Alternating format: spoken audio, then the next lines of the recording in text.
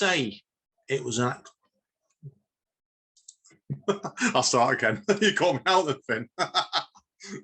Okay, this first poem's called The Scottish Curse of the Oldham Coliseum Theatre.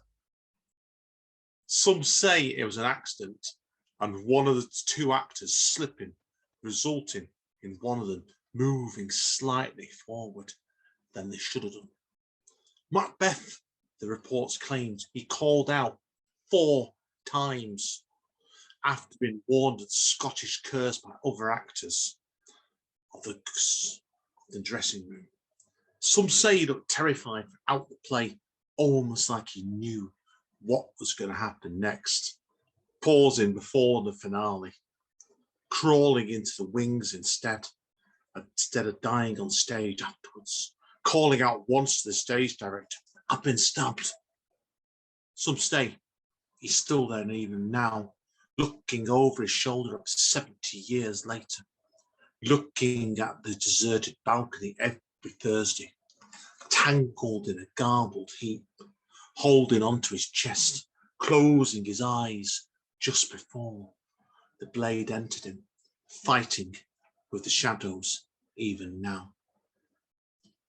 Right, okay, 2 more quick things now. I told them, Finn asked me to mention this before, and I don't know how I'm going to read this, but I'm just going to do it. I've bought a new book out at the moment called Haiku of Life. And this is where, as I'm 50 next year, I've decided to do a book on basically one little haiku of each year in my life. So this is a couple of quick pieces in that, and I'm just going to do a couple because I don't want to start reading big chunks of this because it's quite difficult. First one is 1972. This is the year I was born, so I'm talking here about the actual problems that had to keep me alive when I was born. 1972. Incubator bound. You spent your first 6 weeks struggling to breathe. Skipping on to 1974. This was when my sister was born. 1974. Magic, you were told, when they brought your sister home after she was born. And the last one from this, before I do something different to finish with, is 1978, where in 1978, if people remember it, England had a pretty god-awful winter. And this one happened when my dad couldn't get to his job, so he ended up walking me and my sister to school. 1978. Step in my footsteps, your father barked, walking us to school in the snow. And to finish off with, I'll do a bit of flash fiction. So this one's out of season, but I wrote it in a workshop the other week. I like it. Winter and only winter. Winter was the only season they could be together. Not spring with the awakening animals, or summer with the endless green fields that led from the coastline to the city, but winter. Not autumn and bonfires and fireworks that lit up the sky like an exploding aeroplane, but winter, when the snow began to come down and they could kiss in the snow and walk on the beach. Winter, and only winter, when the sky began to darken quicker and she could not be afraid of the sunlight constantly, and he could wander over there, not afraid to bring unwanted light into her cave. Winter was the only season they could be together, from November to February, and walk in the fields at 3 p.m. every day, knowing the world could not stop them being together. Not summer, with the sunbathers who would run out into the beach at each and every dawn until dusk and laugh at the others who stood there afraid to step out of the shadows to join them. Winter, and only winter, when the mood quickened, when she could feed without fear, and he could hold her in his arms afterwards to calm her down in the ice-cold rain until her guilt faded away. Winter was the only season they could be together, right up until they left, after watching her fall asleep again, pale as a ghost, churning towards a land of shadows in between life and death. It's me done, guys. I'll see you all later.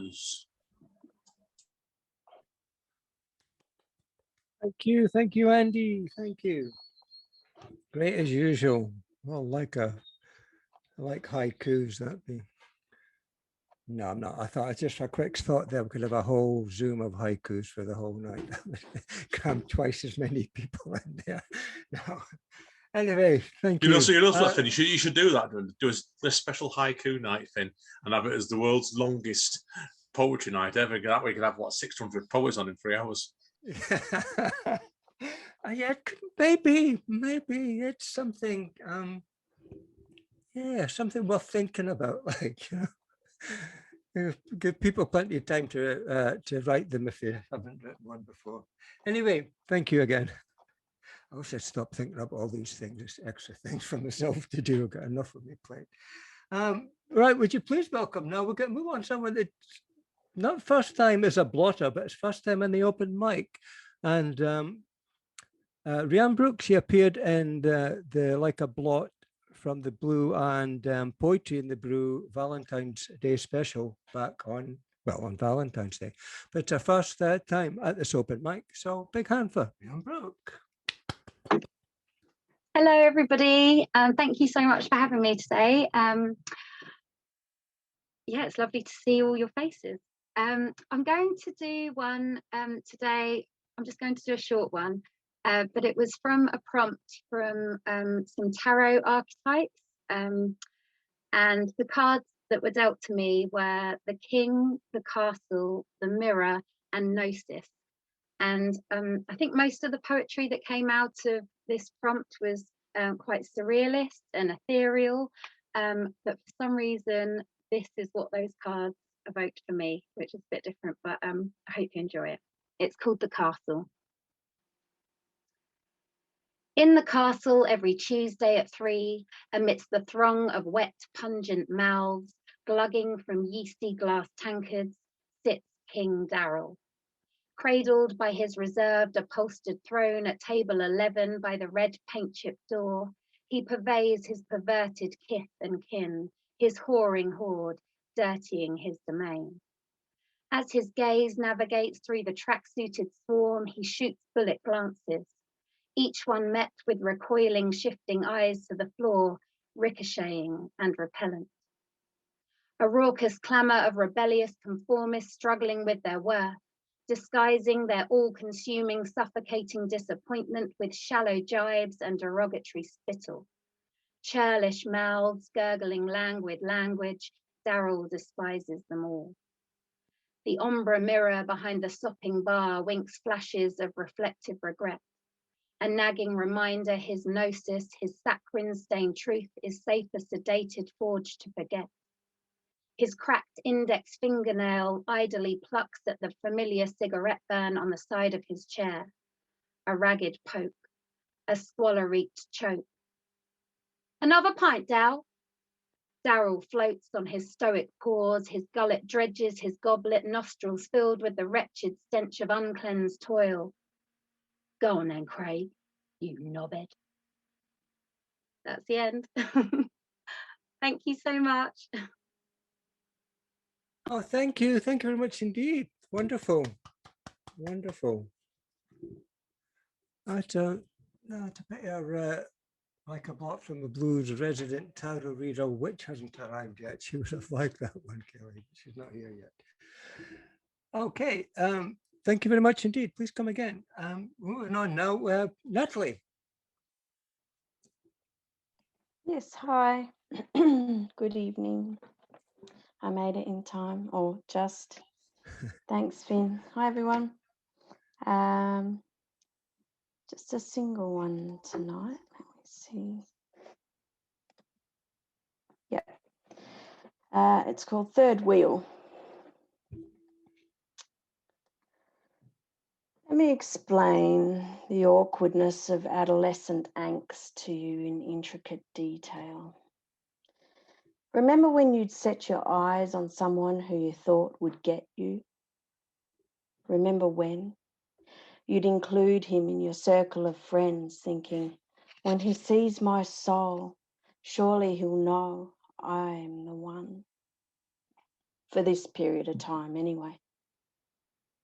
After a while, then you'd realise that hanging out with them would put you dangerously close to being their friend. So you show him in. Remember when you thought having him close to your best friend would be a safe bet because she was even more out of his league?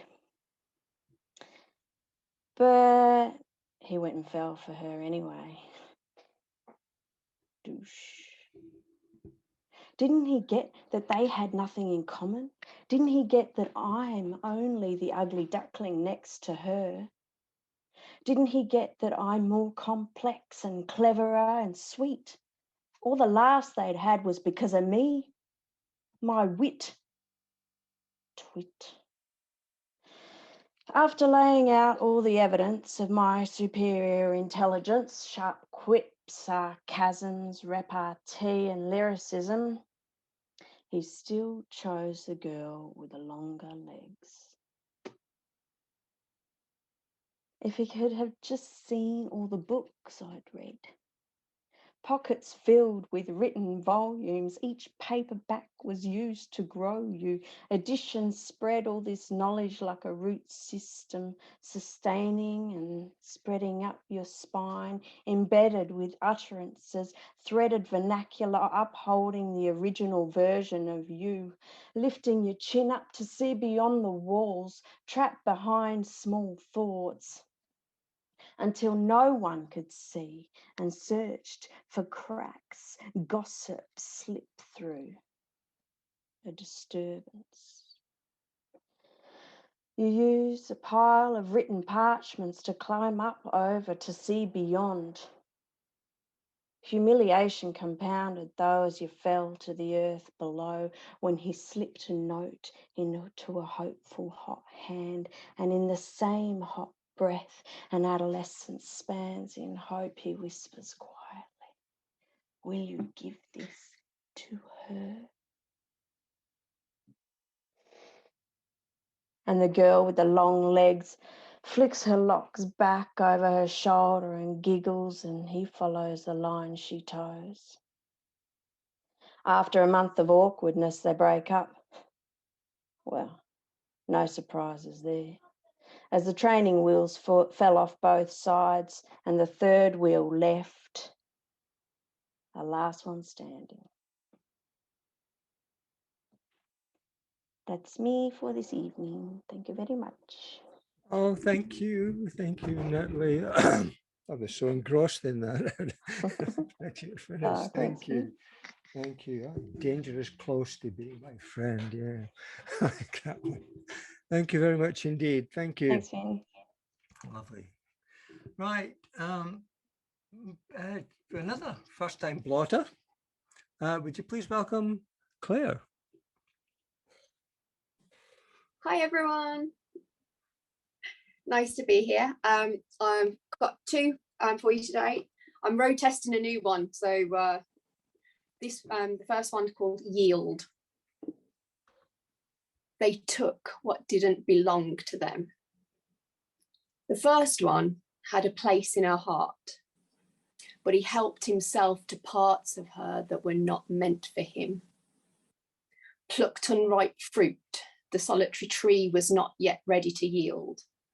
Spent a summer eating his fill, till she was left bare branched before autumn, not knowing what it was like for herself to fully ripen. Another season came. By now she shared her life with another, one who nourished and nurtured her. This autumn came and she ripened fully, fruit intended for the one who had helped her grow, the one with whom her branches were entwined. But somebody new saw the ripened fruit, wanted to taste it, tried to tease it from the branch. And though ripe, she would not yield, not this time. The memories of bare branches she'd buried for so long had broken through the surface. She told him how his attempts to tease fruit from the tree caused pain, bringing back memories, asked him to stop as the fruit was not his. It was too much to bear, as she cared for him, and asked to be friends, but was told she did not get to choose when this ends. And so the rage rose up and the storm came. Brain hurricane shaking the sweetness from her, breaking branches and stripping her leaves. The storm of her leaves the fruit, battered and detached, scattered at the root of the tree, disconnected from herself. He eats the fruit. At least he cannot steal what the storm freely gives. The next one is called From the Depths.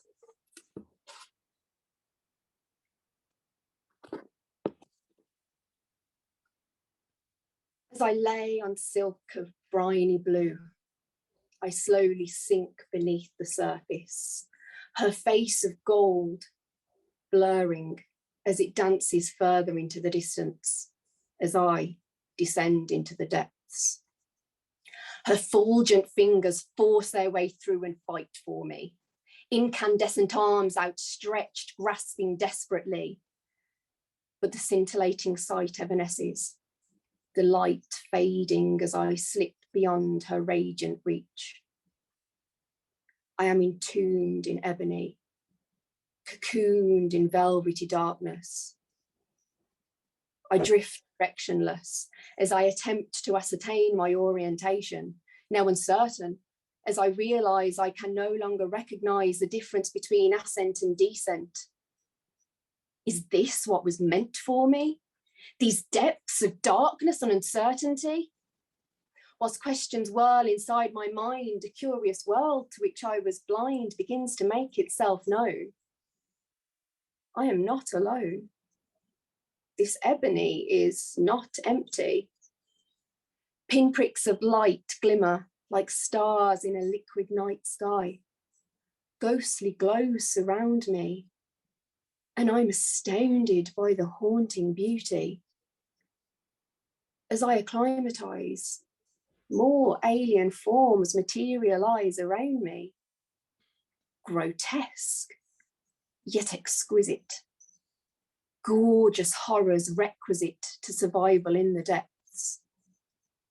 Their luminescence luring life towards them, a beacon of hope for a lonely mate that becomes unwitting prey to the hungry.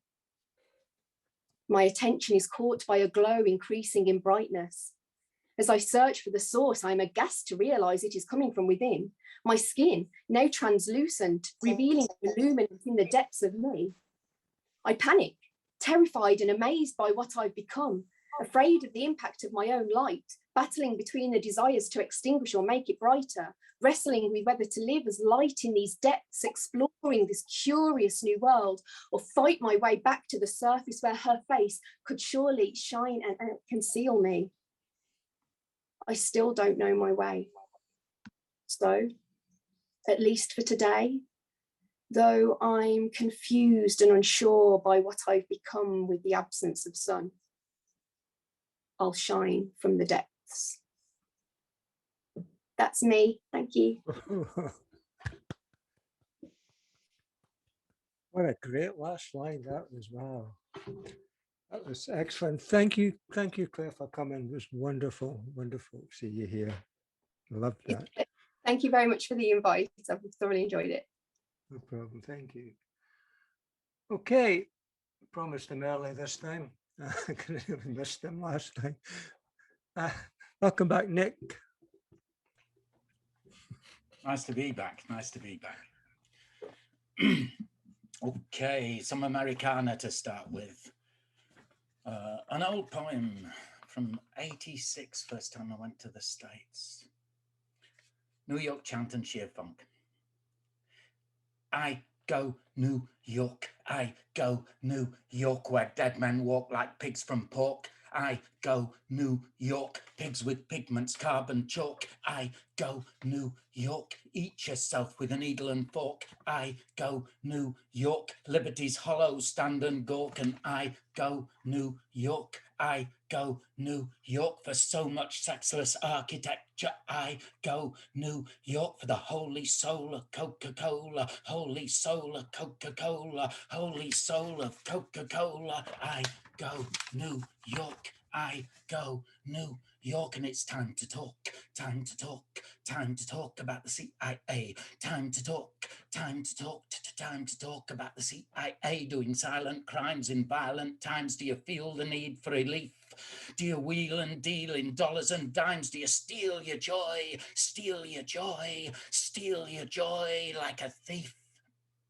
It's a dead cert when you flirt with dirt. Someone's gonna get hurt, and it's time to talk, time to talk, time to talk about the CIA, time to talk, time to talk, time to talk about the CIA. Will the kingdom come when they flog a dead horse? Will they cling to the crumbling walls? Will they bring divorce and sex by force? Will they sing? Will they sing? Will they sing when the citadel sing? When the citadel sing? When the citadel falls? Set a red alert, you can bet your shirt someone's gonna get hurt, and it's time to talk, time to talk, time to talk about the CIA, time to talk, time to talk, time to talk about the CIA right now. Sheer funk.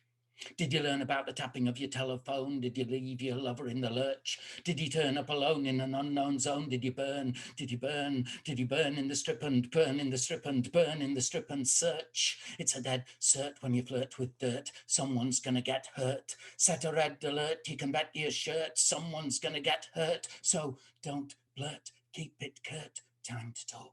Time to talk, time to talk about the CIA. I said time to talk, time to talk, time to talk about the CIA right now, right now. Someone's gonna get hurt like this. Blam. You just blow 'em away, Uncle Sam.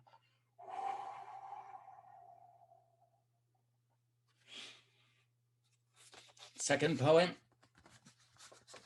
This one's a very, thank you. This is a very recent one written last night, and it's about how you can forget during and after lockdown about not being selfish and not taking for granted your partner. So I wrote this last night.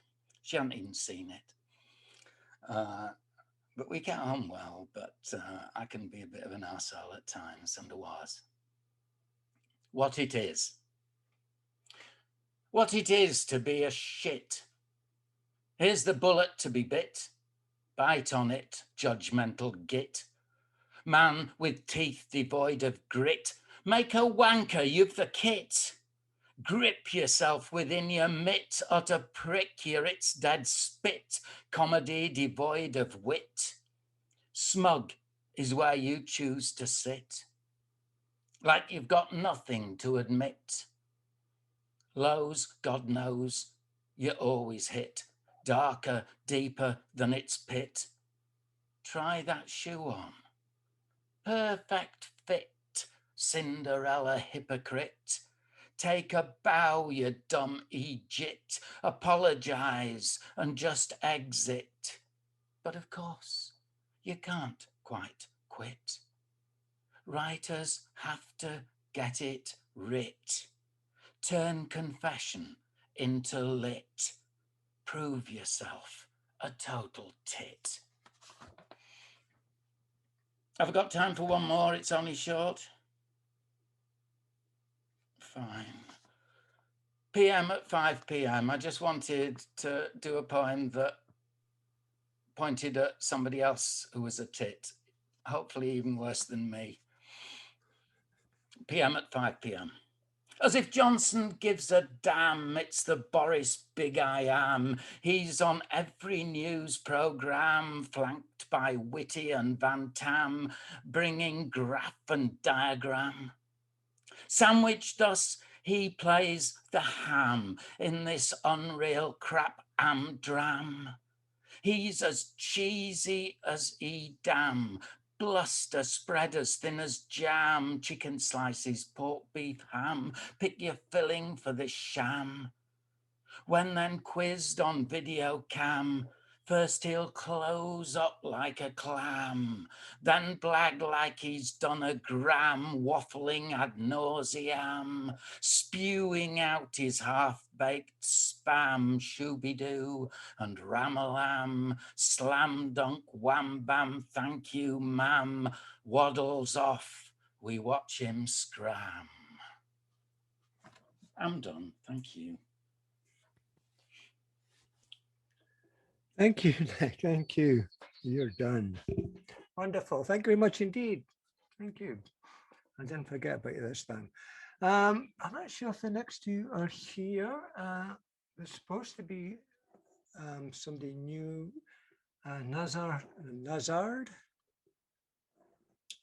Can't see them now. And Generalissimo hasn't made it yet either. Okay. So gets this next person who wanted earlier anyway, because it's later in the night for you. Meher, you can go now.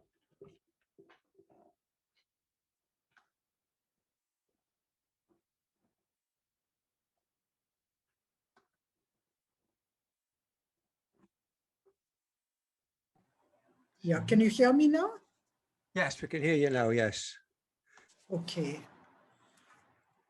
I'm going to read a poem which I wrote at the start of the first lockdown about sometime last year. It's called Coconuts Without Water. Every evening during the lockdown, I used to walk on the rooftop of my building because we weren't allowed to go out at all. So this was written from the rooftop. Coconuts without water. Lockdown evenings, I walk on the rooftop to be greeted by coconut tree arms waving at me. Trees that soared from sea to sky with silhouettes commanding the beach have all been dwarfed by the city skyline, imposing steel on the street. Arrow-straight trunks, uncluttered with branches, shot out of earth, though stuck in concrete trenches, roots dug deep into grainy sand as malls and apartments gobbled up the land. Nestled into fronds, gracious, green, curved, huddle baby coconuts, shyly hiding in mother's skirt. Theirs is a generation stunted from birth, without any water to fill their girth. Brown and shriveled, they sit in the sun, sucking dry nipples, till they become one with coarse fiber to be spun into mats to wipe feet on. Coconuts without water. Eggs without yolks, lifeless. Now I walk with head bent, contemplatively, aware of coconut eyes staring at me, for I'm from the race that's become a disgrace, siphoning earth's water, blind to their mournful gaze. Thank you.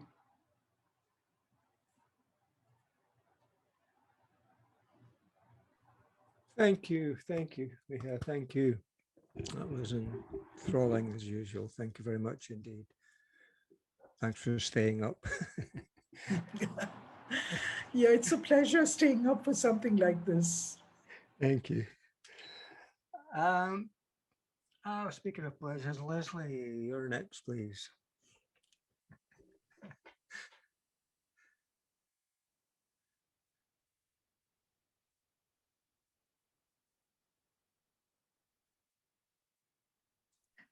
You would think I'd have this down by now.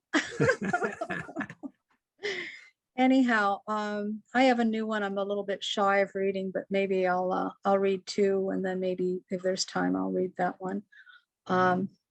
New stuff all the time, right? Okay, I'll start with this one. It's called The Animate, Saturated, Sodden. We have been rained on too much, not yet liquid, not yet soaked to the finest despair. The tips of us, the farthest extremities, the core value, dry. It will take over the slow baking in the night oven to make us plump up, rising to full volume, the night yet noisy with possibilities of who to blame, assigning fault, the assessment of damage. I argue. The oven did not explode and splatter us across the walls of the kitchen. You asked me if you could paint it white when I asked you in response, whatever could be wrong with pistachio green? The questions, sincere in nature, I realize on both sides. It is a ploy, the dampness seeping in through the bricks, the walls now slippery wet with the growth of spores inside. I have promised you I will not yet turn liquid, no matter how hard it rains in this desert. The rain to bounce on the pavement so hard, the velocity as it hits pavement to ricochet, reach itself upward, no longer as liquid, but forming as ice, white, which does not absorb heat, yet reflect the kitchen to remain unwarm, and us not yet dried out, not absorbing the warmth and embrace in the night kitchen.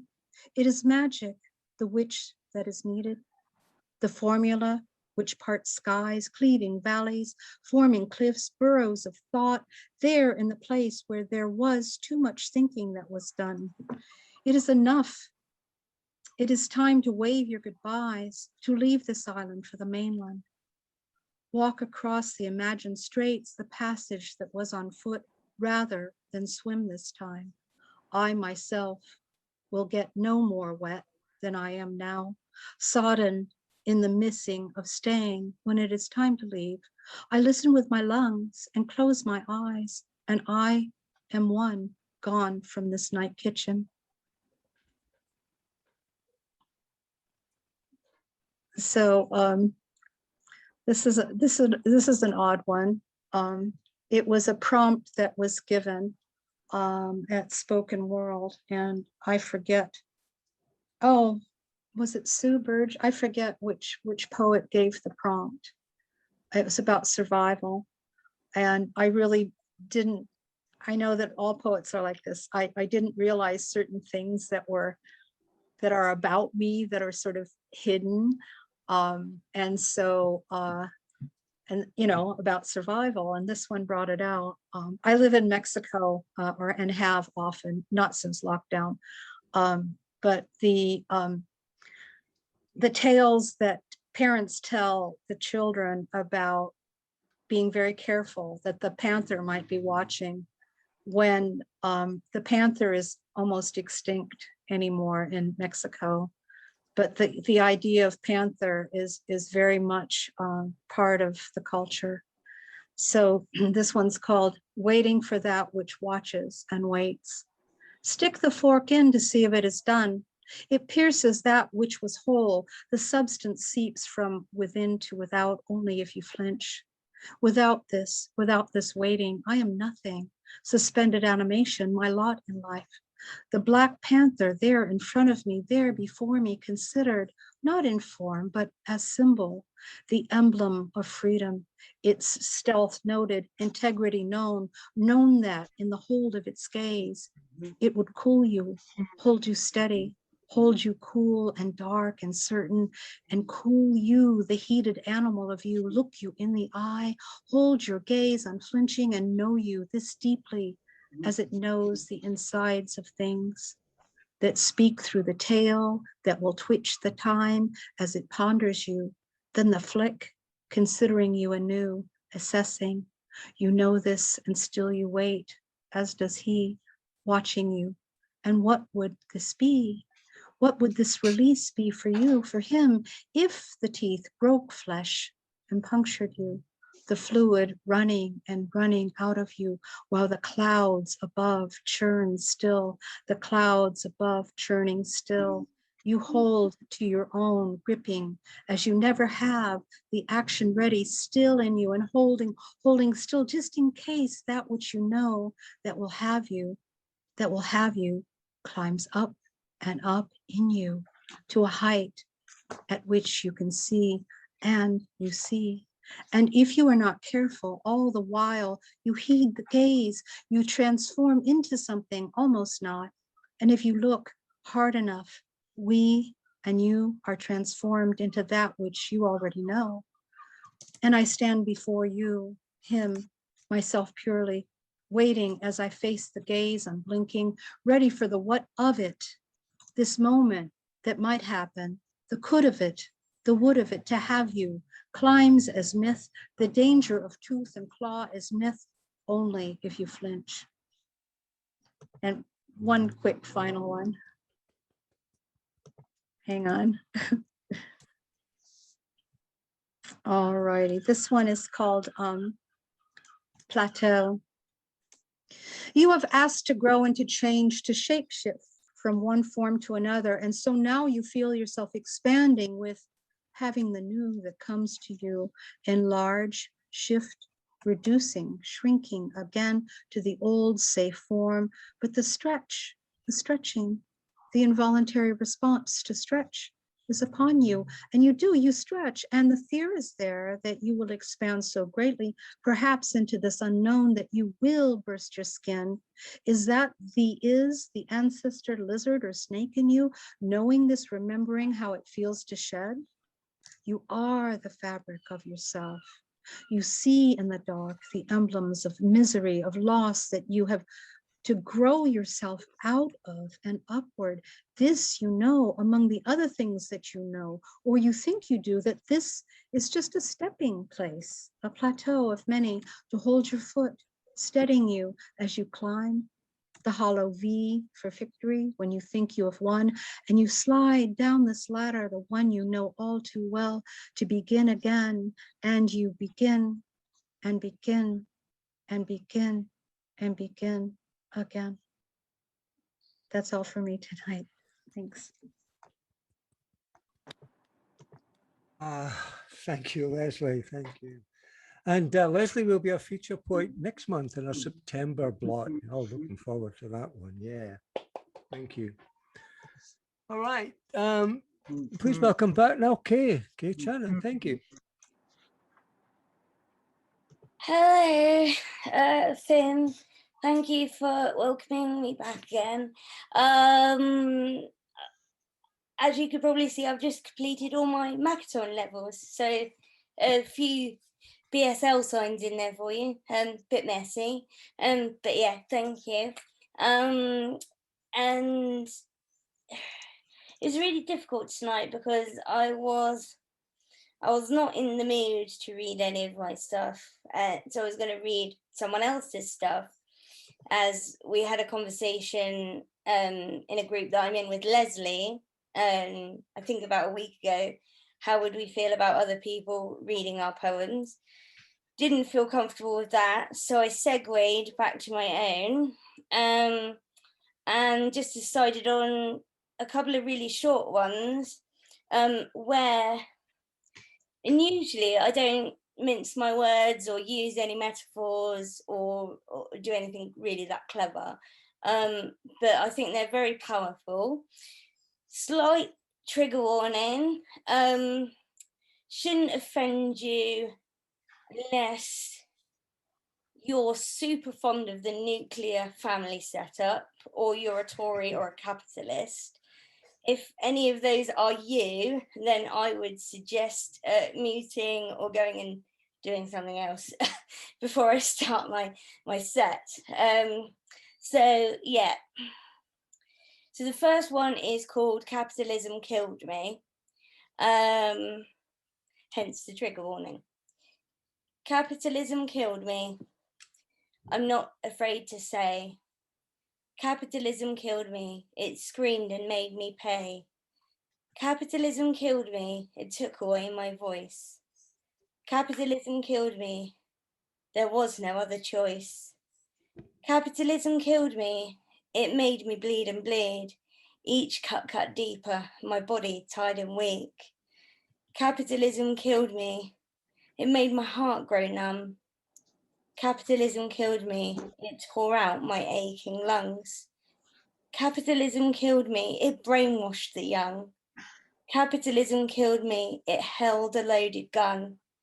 Capitalism killed me. It split my head in two. Capitalism killed me. There was nothing I could do. I fought, I begged, I pushed, I cried, but then it just increased its stride. Its hands it took so long to hold, couldn't stay, their souls were sold. Capitalism killed me. I can't and won't deny. Capitalism killed me. It laughed. It let me die. Yeah, sorry, I don't know why. I'm not normally emotional after that one. I'm normally angry, but tonight I'm just emotional. I don't know why. And this one, I'll find out afterwards. But this one has not seen the light of day, even though I wrote it in 2018, because it was close to Father's Day, and I thought, hey, why not? I'm not having the best day. Why not read this out? Sorry if it was a mistake. But yeah, let's give it a go. Maybe it's not even a poem. Maybe it's more like what it says. And the title is Letters for My Father. As my lungs struggle in the humidity, I find my mind wandering. The walk begins through the walls to the outside world. A world I can only imagine. I think about what you might be doing. Like the world, your actions are imagined, an uncertain mirage. I don't know if you're still alive or if you still walk around in those black leather shoes laced up like your words. I'm trying to remember the shape of our silence and how it felt. All I see is decaying fog. Your absence is the only thing that is present. Every time I look in the mirror, I see your eyes, and I know nothing. My status as a woman, a potential parent, capable of adopting only, is stuck in the ether of Ancestry.com, an untouchable corner of the internet. With less than a week until Father's Day, I contemplate the dimensions of the straight and narrow white boxes, like chalk-dusted soldiers. Trace your family tree with a family story. We make it easy. Start with what you know. Start with what you know. Fuck. The name and date of your father's father. I stare at the flashing cursor, clueless. After the 40th blink, I am blinded. The black lines are mocking me as I write a unicorn's bumhole in the white space and press enter. That's me for tonight. I am sorry if the words upset you. Maybe the candor is too much. Maybe have a vote in the chat, but thank you for having me. Thank you, Kay. That was, wow, powerful as always. I just love your work. The shape of your silence, wow. It says so much in that line. Thank you very much indeed. Thank you. Down the list. Okay, Laura.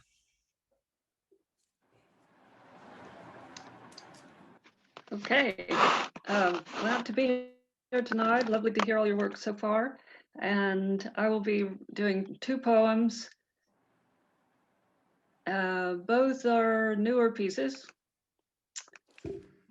And this is called The Dress. And this was from a group where we were supposed to pick a page in a book and use the first line as the first line of the poem and the last line as one of our last lines. So I picked The Kitchen God's Wife by Amy Tan, and this is what came out. The dress. She asked if I made the dress I was wearing. I haven't made this dress, I said. The fabric was patched from many lands. The fine seams turned by many tongues. That makes no sense, she said. Where did you buy it? How much did it cost? The dress was purchased through my mother's sighs as I emerged between her thighs, paid for by my father's tears. No, she puffed. How much did it really cost? It cost a lifetime. It cost a world. It cost a world your ire consumed. Her anger blew fire out her nose, just like a dragon whose tail has been stepped on. My dress caught.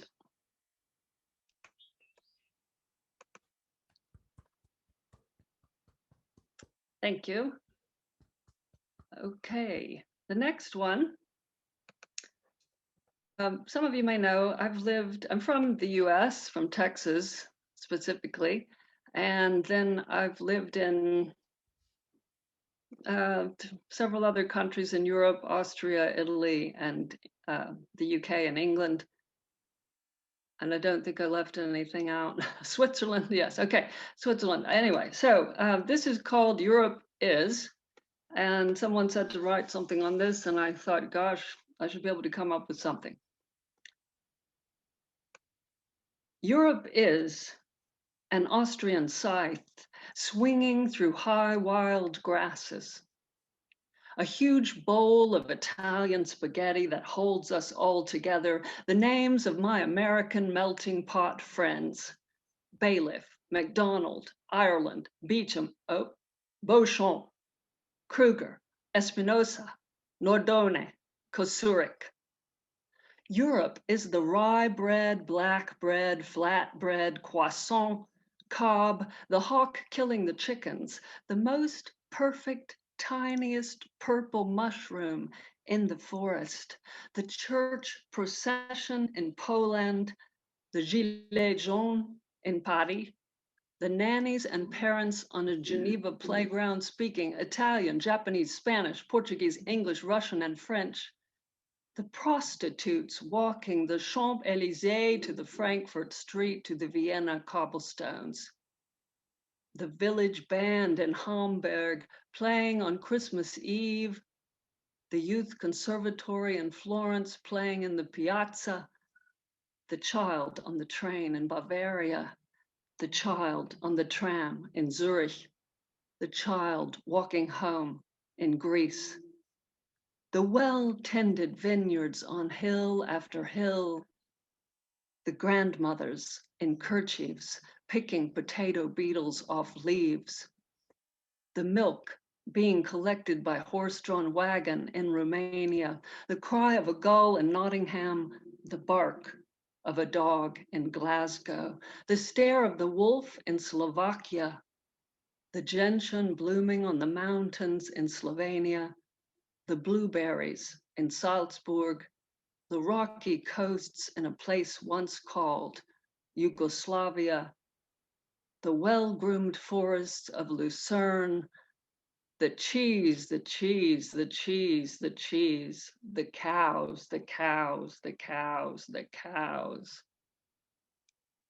Europe is also the Kurds in London, the veil-wearing Turkenes in Freistadt, the Syrian refugees in Amsterdam, the Indian priests in the Vatican, the tea house in Budějovice, the yellow blooming gorse in the abandoned quarry in Shepshed, the coated horse in an English paddock, the granite boulders of Mulefjordl and southern Sweden, the Alps, the blue sky, the eagles and orchids and snakes above Verona, the gray monotones of Leicestershire, the bluebells, the dandelions, the cold face-biting la bise of Lac Léman, the gales of Whitstable, the roses, the thorns, the roses, the thorns, the roses, the thorns, the view from the overgrazed peak district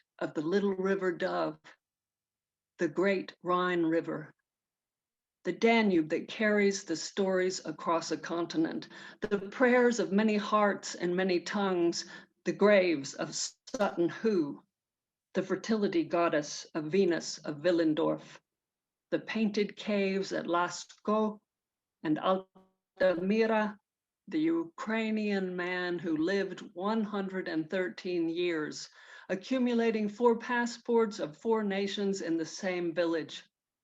The oxen, the horses, the carts, the sleighs, the ships, the trains, the wars, the blood. Europe is the birth of Neanderthal sapiens. Thank you. Oh. Excellent. That was a travelogue and a half there. It's humanity that Europe, well, I did not the whole of Europe in one thing, you know, why these right-wing Brexiteers don't want to be part of such a glorious picture like that. That's wonderful. Thank you, Laura. Thank you. All right. We're going to refrain from all singing happy birthday to him, but it is birthday boy here. Please welcome Michael Sindler, please. Hello, everybody. Yeah, it's great to be here. Thank you very much, Ben. Appreciate that. I'm going to start with a sonnet. It's called Miracles Hiding. Miracles hiding on this arid plain, subtle forms left clinging inside cracks on slender strands until the coming rain or faint hint of dew remedies thirst lack. Exiled lovers praying to be again united must, in dreams of bliss, fall back, conserving hope and vigor nearly drained, waiting out the blazing sun's fierce attack. From slaking fierce hunger they must abstain, remaining faithful unto their sworn pact, and suffer such excruciating pain, like Abednego, Meshach, and Shadrach. Once reunited, desire's goal attained, the miracle of transmutated flame. And I'm going to do a little haiku sonnet, and this is called Before the War for C.R. Milne. He frowned and told me, we're all yours on this bus. As we rolled downhill, don't even look back. The wood is a memory from beyond, before the war. A pig and a bear, sound asleep, softly snoring, cradled their bags, empty honey jar as loud as a half a lump thumping down the aisle. Isn't it a crime that we must grow old before the best of the stories are told? And I'll end with this one. A bunch of people here have heard it, but have never done any of these in this particular venue. So this is called Aria, and the epigraph here. I'm talking to the part of you that never speaks. Laurie Anderson. Every object on this planet speaks to us, reflecting back vibrations from each sound they encounter, embedded in the rustling and flickering or songs and voices, great rumblings and whispers, caught but not collected, each moment's movement a new exposition. Even the crumpled bag of chips, its surface quivering like a pond skin, repeats the stories with a plastic tongue. Deeper yet, all aspects of being, every subatomic particle, rings and hums together, the true harmony through which the universe speaks to itself, to us, and to all else, leaving no doubt as to a more oneness. What cannot be heard can be felt in silence, the finger hovering over the plucked string tickled by rhythmic radiation. Every atom is ear and tongue, scribe and subscriber, every substance dancing to cycling series of rising interconnected incremental tones, blasting from the big black mouth of the Big Bang. All notes and sounds, every chanted word and thought, an echo of primordial exhalation. Every nerve and tissue, every growing cell, every crystalline formation speaks to all, listens to all, sings an open-ended aria of unity. Okay, thank y'all very much. Thank you, Michael. Thank you very much indeed. And once more, happy birthday, sir. Thank you. All right, next up, welcome back. Getting on earlier this time. Kate Jenkinson. Kate. Thanks. It's good to be on at this time. It is Yorkshire Day today, so I couldn't give it a miss without doing a couple of poems in honour of it being Yorkshire Day and me being from Yorkshire and just returning back in the last month. So the first one is called The Road Less Travelled, i.e. that's the road out of Yorkshire. There's no point travelling it really, unless you intend to go back.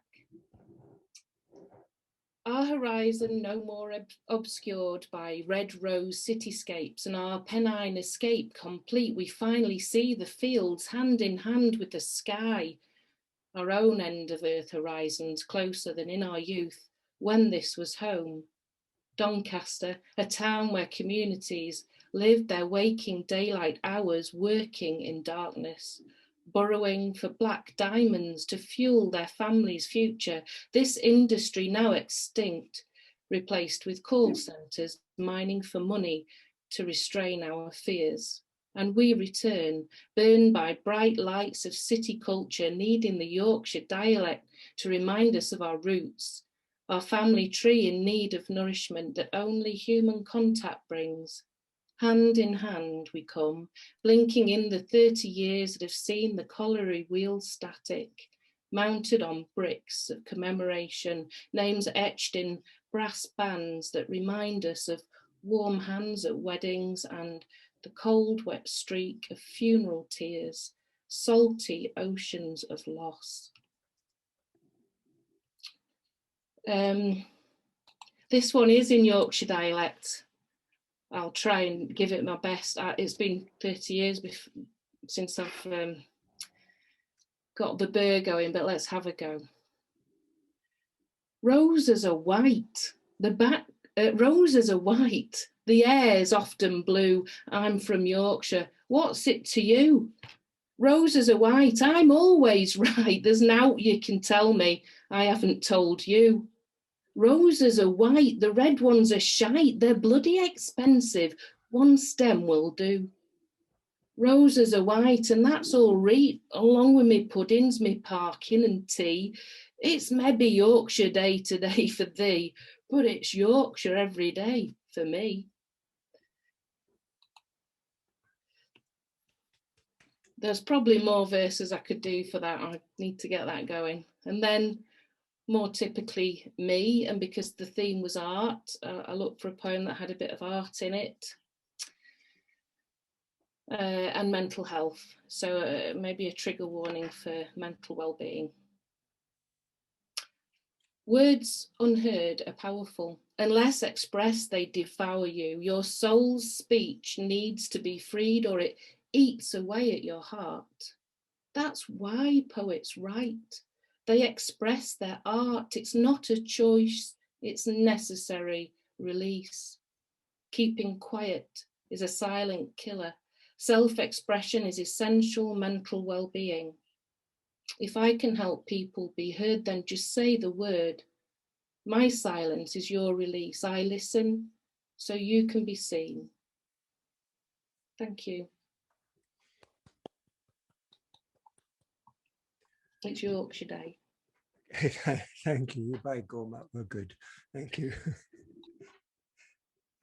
Thank you very much indeed, then, Katie. We're moving on now. We're actually getting close to a feature point, but there's still, I think, a couple of our readers still to get here, if they're still coming. Go on, but we'll wait and see anyway. So move on now. Kenyana, the artist, please. The stage is yours. Hi, everybody. My name is Kiana, the artist, and I have 2 poems from you. One is coming from my book, Why We Won't Tell versus Why Anyone Listens, in honor of mental health. And if someone is dealing with mental health, remember, you're not alone.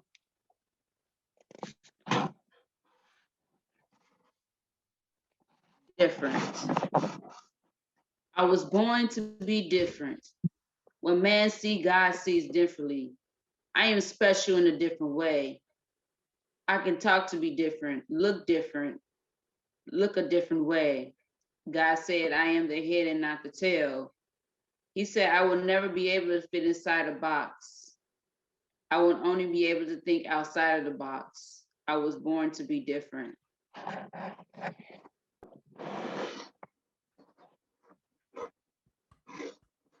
My other poem is called All in One, in honor of mental health, and especially through COVID. All in one, the attitude of character to visible character, to visible love, to unspoken word. I'm the artist. I'm the artist.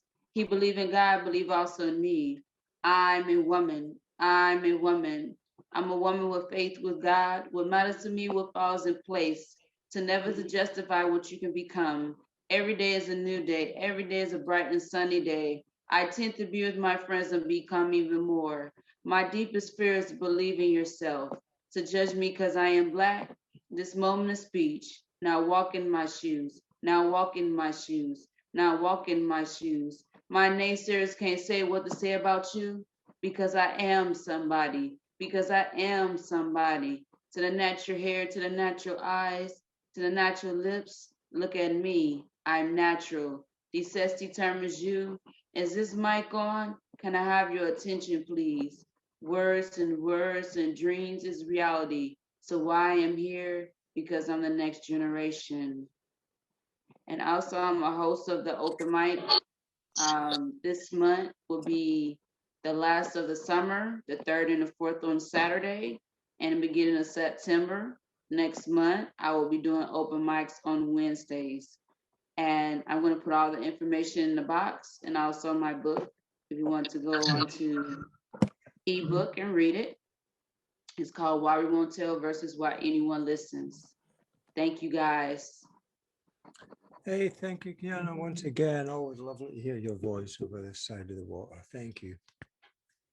Thank you.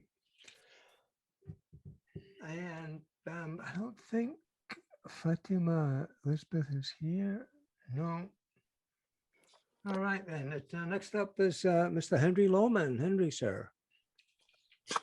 Yes, you can record me. I see you have recording on, which is good. Some of you may have heard these earlier this week, so I guess could call some of what I'm going to do today old shite, right? As opposed to new. Anyway, I'm going to start with, give me just a second here. This is called Words. I must sleep in the bed I've made. Storm clouds gathering in the west. Opening the notebook, finding only empty pages. What song is my body singing to me today? Could it be by Billie Holiday?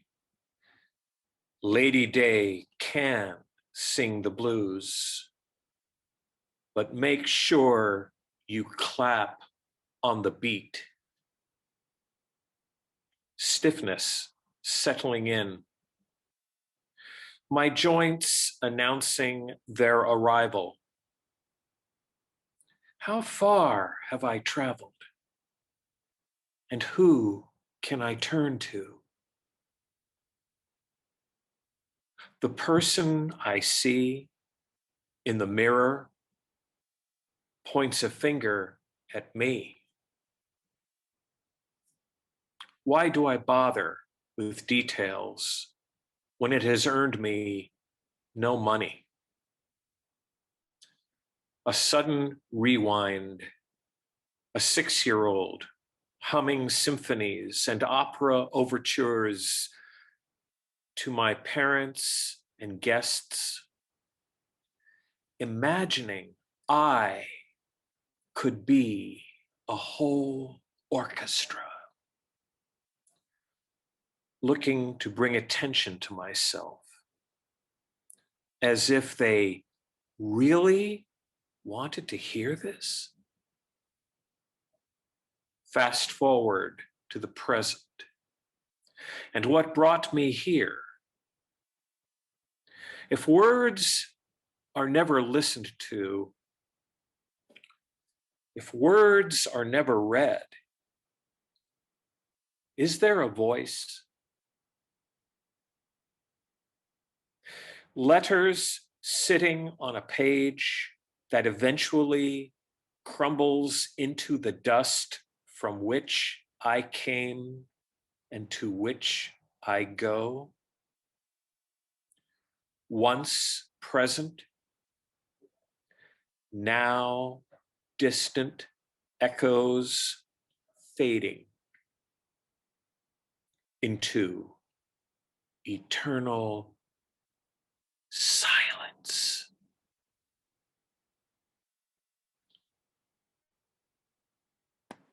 The next poem is called, hold on a second, this is called Window.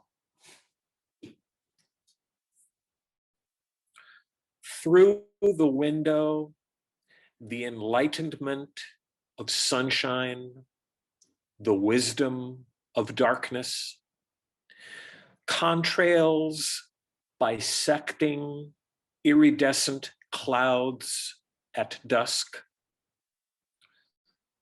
The voice of distant longing, the soul eternal. The spider's progress,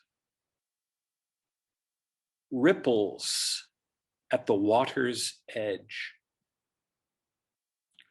A recollection, a moment in time,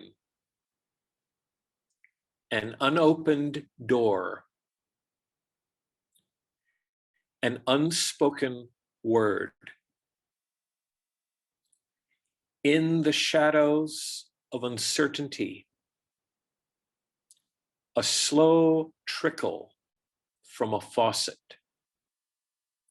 flickering luminescence, the ache, a reminder of one's existence. the breath a cleansing, a release. A shadow cast over a thought, tracing the teardrop's path, reflecting the sun's caress, feigning intelligence, finding lack thereof, in missed opportunities. The eyes never met, the hand never taken, the kiss never given, the edge of desire indeed quite sharp, careful lest it cut deep. An empty corridor, an eternal longing for answers, while standing on an empty platform. The train long gone, paths of intention, persistence of time, joy fades to disappointment. A minutia of dreams and thoughts in the collected dust of past years. And my last poem is called, oops, wait a minute. Give me a second here. I just almost made a boo-boo. The last one that I have is called, let's see if I can dig this out. There we go. Sorry. Of being. A two-note cadence greeting my ears in the darkness within the silence of a dream. Through an open window. Followed by a twitter. Wake up! The bird is calling. Wake up! Its song more complex, yet so simple to my ears in the stillness. Distant early morning traffic in counterpoint, the bird singing variations on its theme. My eyes now open. Gaze into the early morning darkness. My body now seated quietly in a chair. The hum of my nervous system. An awareness of being. A second bird, a new counterpoint melody, light kissing the darkness, opening the door to a new beginning. Thank you.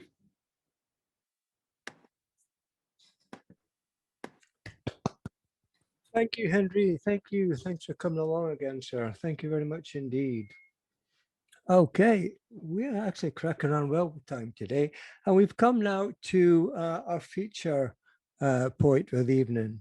And this is something different we're going to do today. Not only is it our first book launch of Blot, and it's not my book, it's a wonderful book I've been glad to be part of by our featured artist. There's Amanda Beck-McKim. She's an artist who works in Manchester, studied textiles at Manchester Met Uni, and recently was known for making creature puppets in an environment inspired by her love of nature. She works in the community artist, normally inspiring all ages to create, working mainly in schools. So we're going to get a bit of setting up with this one. So I'll hand it over to Mandy to get started and tell us what this is about, while I've got to get my screen sharing set up. And you'll hear more than one voice in this one. There's a line of poetry. Mandy will just sort it for you. Thank you. Hi, everybody. This is my COVID life book. And I'm really proud of it. I've worked with, collaborated with lots of wonderful writers on it who've responded to my illustrations, which have been a reflection really on the last 15 months. So yeah, we've got a lot to get through because I've got quite a few of them here tonight. So we're going to show you some of the illustrations and read some poems. And I've got 2 that I'm reading tonight. So I'll just try and work out.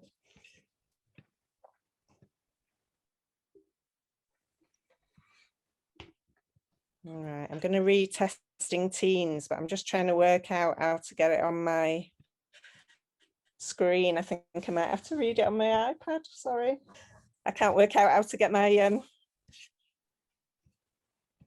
minute. It's not doing it. Must be to do with the sharing screen. Sorry. I won't be a second.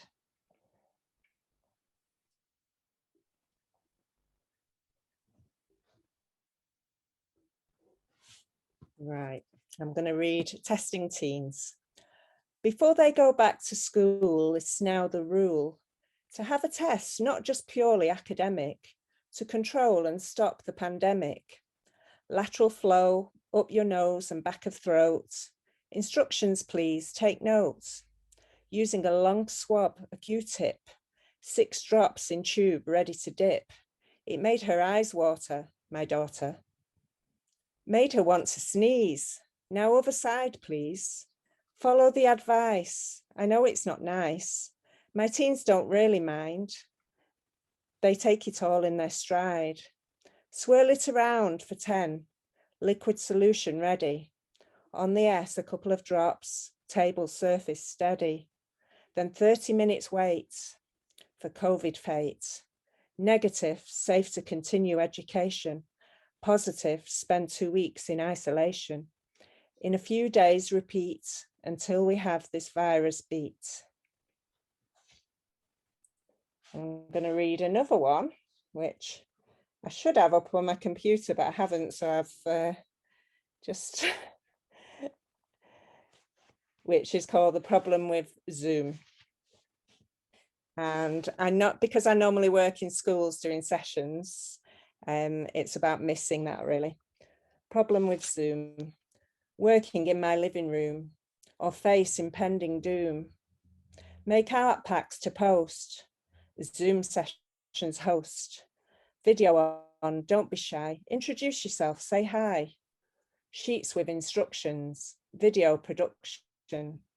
Close up on hands, up above, gooseneck stand. No longer share the glue, little bottle just for you. Zoom feels too organized, spontaneity compromised. Everyone has the same kit, not my style, is it?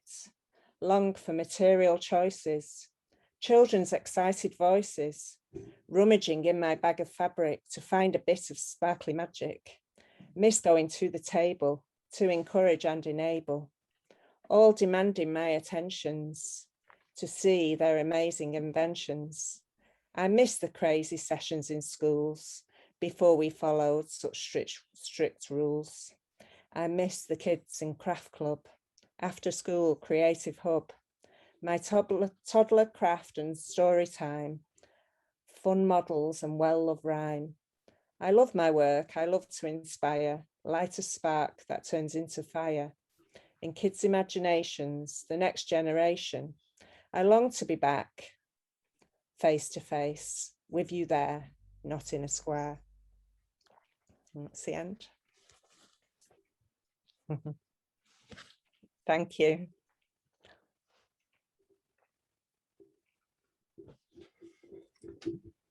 Painting faces. It's strange these teen years you're going through, but we will get through it, me and you. Memories made, making still, making faces, making time pass in ways that are fun. Meantime, I will make you look like someone else's wife, painting you like an old green stripe while others replicated with household things. I chose Matisse. I like the look. Le Rêve Vertu from a glossy book.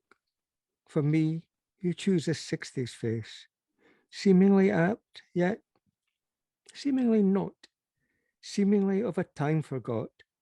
Crying girl, biff, bang, pow. The past we are creating now goes on and on and on and on and on. But at least we're doing it as one, together.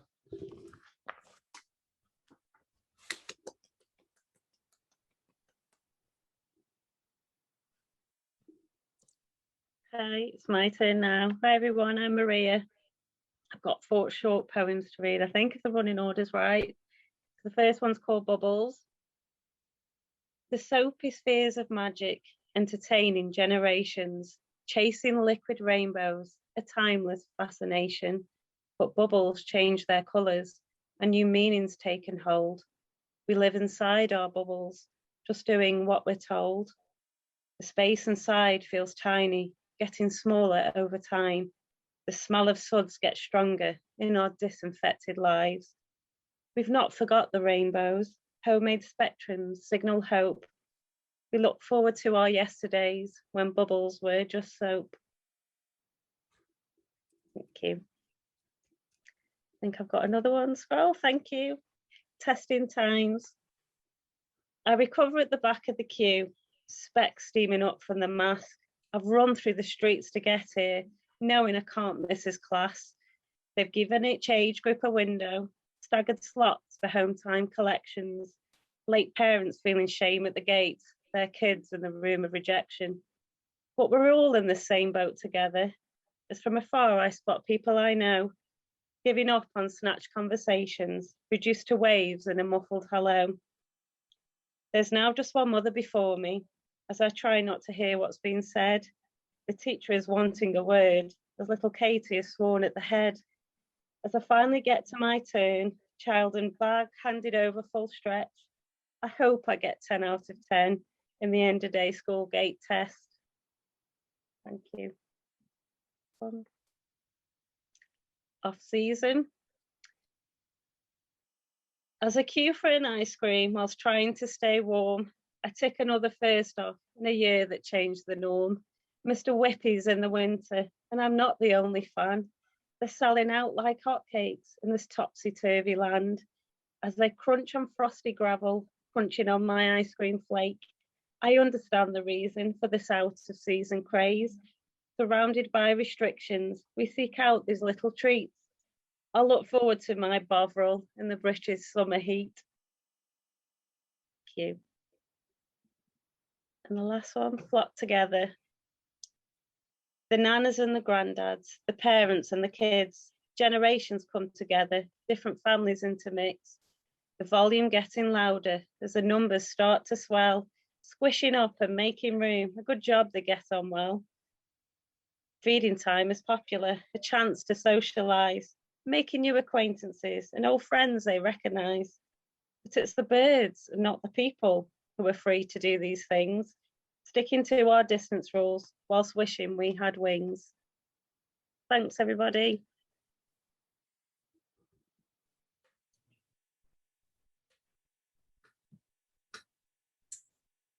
Okay, hi everybody. Hope you can hear me. So thank you. So this is Fancy Brings Us Joy. She hadn't been seen around the city for some time now. No need for the wild unicorn to dress her head or address the achingly quiet streets. Her sass and sauce, that desperately seeking glamour with or without Susan. She chews her hubba bubba gum and blows pink bubbles. Her cat's eyes shaded, thus missing the glitz and the kitsch, the razzle and the dazzle. The magpie treasure hunting for all things shiny, all things sparkle, all things glitter that are fancy dressing up gold. The affection for this palace of misfits and magic, this other world, this creative home. She aches for the rummage of tightly packed racks of someone's cast-off rags and costumes to make a pirate smile. A leopard run its prints over her body. She longs for those aimless hours trawling caves of fabric, that makes her soul purr its smile. She misses those times, the festivals and the parties and all that jazz. Here's to the wild things that know that fancy brings us joy. Here's to this joy, once more coming. What's your fancy, sweet thing? She purrs while adjusting her nylon sugar candy-stoked wig. Thank you.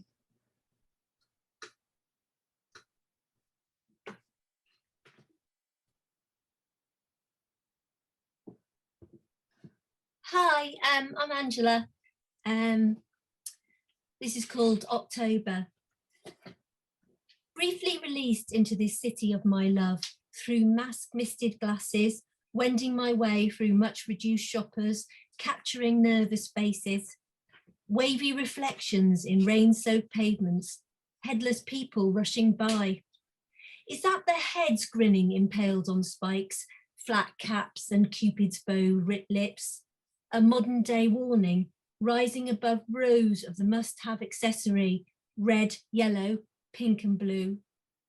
The seller shelters under his parachute green umbrella, glowing sunlit after rain.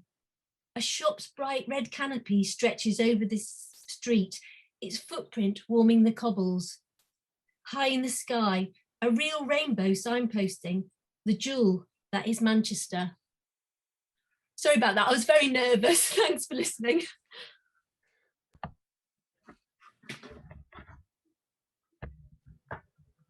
Hi, it's Akua Bayunu. It's Saturday. The moment I wake up and get out of my bed, I feel my mother's tender fingers in the hair upon my head. I snuggle in my place between her knees as she parts and combs and softens the hair with ease. I look up when allowed to see her face in thoughtful contemplation as her plaiting picks up pace, and there, it's done. I am released with a brief hug, though I am in no rush to leave a space so snug. But it's Saturday, and Auntie's at the door. I won't pretend today my younger cousin is a bore, 'cause today we're off to town, and after shopping, there's a tiny, tiny chance we'll be in the fountains, hopping.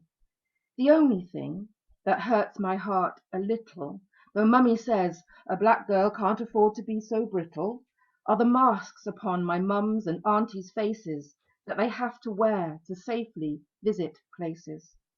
Why does that make me sad, I hear you ask, when all the grown-ups everywhere must share this task? I say, it's sad that you can't see the smiles upon my grown-ups' faces, so only we are blessed with all their beauty, warmth, and graces.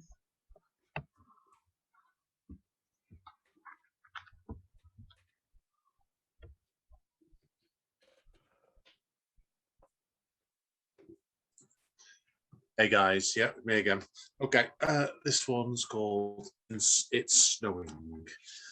It's not clear from the painting here, but this was actually it's around Cholton Water Park, an area I grew up actually, so it makes sense for me to write this. It's snowing. On the outskirts of the water park, across a tree-strewn yard, the children were out, their breakfast still in mouth. As soon as they knew there was no school, steepling in freedom, hands wide open in joy, beating like drums for just a few minutes, the deeper the snow got.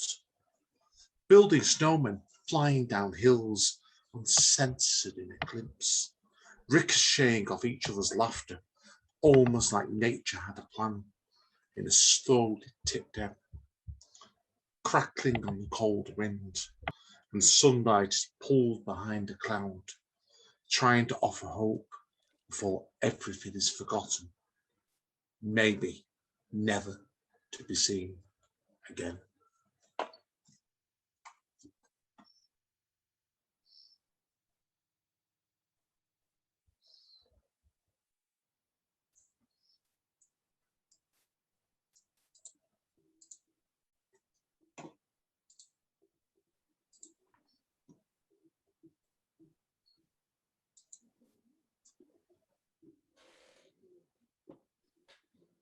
Hello? Steve, yeah. Marvellous, sorry, I start finding this all terribly confusing. Right, I wrote this one in February, which was, in the UK at least, the middle of the third lockdown, and that was the time that and I suspect lots of other people, have found the most difficult, or at least the most difficult so far, where every day was the same, and the days were short and the nights were long. So I tried to put something together that sort of conveyed the repetitive nature of it. And also with perhaps a slight sense of desperation. This is called Relentless. Peering through the window pane at gloomy skies and pouring rain, me holiday plans are down the drain. What I'd give to get onto a plane or even on a bloody train. But the powers that be have made it plain. From travelling we must abstain. So indoors we must all remain, living life in the very slow lane. This incarceration's inhumane. Life's so relentlessly mundane. We're not allowed to entertain, so we watch the telly yet again, where with utterances so inane, ministers pile on the pain. Creatives treated with disdain. What's your problem? Just retrain. Next election, you'll be slain. Those experts exercise your brain with their educational campaign. We watch in fear as they explain how the virus lives on cellophane. From their evidence, they ascertain the infection rate's now on the wane, but can't eradicate it, just contain and pray that vaccines break this chain. This sacrifice mustn't be in vain, can't face this cycle yet again.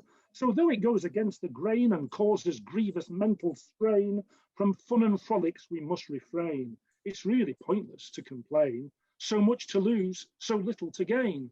So let's try to keep each other sane until the day they finally deign to let us out to drink champagne, or a French red from some posh domain, or a double vodka from Ukraine, or a Prosecco, or a Guinness, or a pint of real ale, or a gin and tonic, or a trendy cocktail, or a San Miguel, or a Peroni, or a Coors Light, or a cheap and nasty buy 2 glasses, get the rest of the bottle free, house white, or a paint strip of brandy, or a half a shandy, or a bottle of sickly sweet flavoured cider with more numbers than you can shake a stick at, or a pint of warm gassy beer in a plastic glass.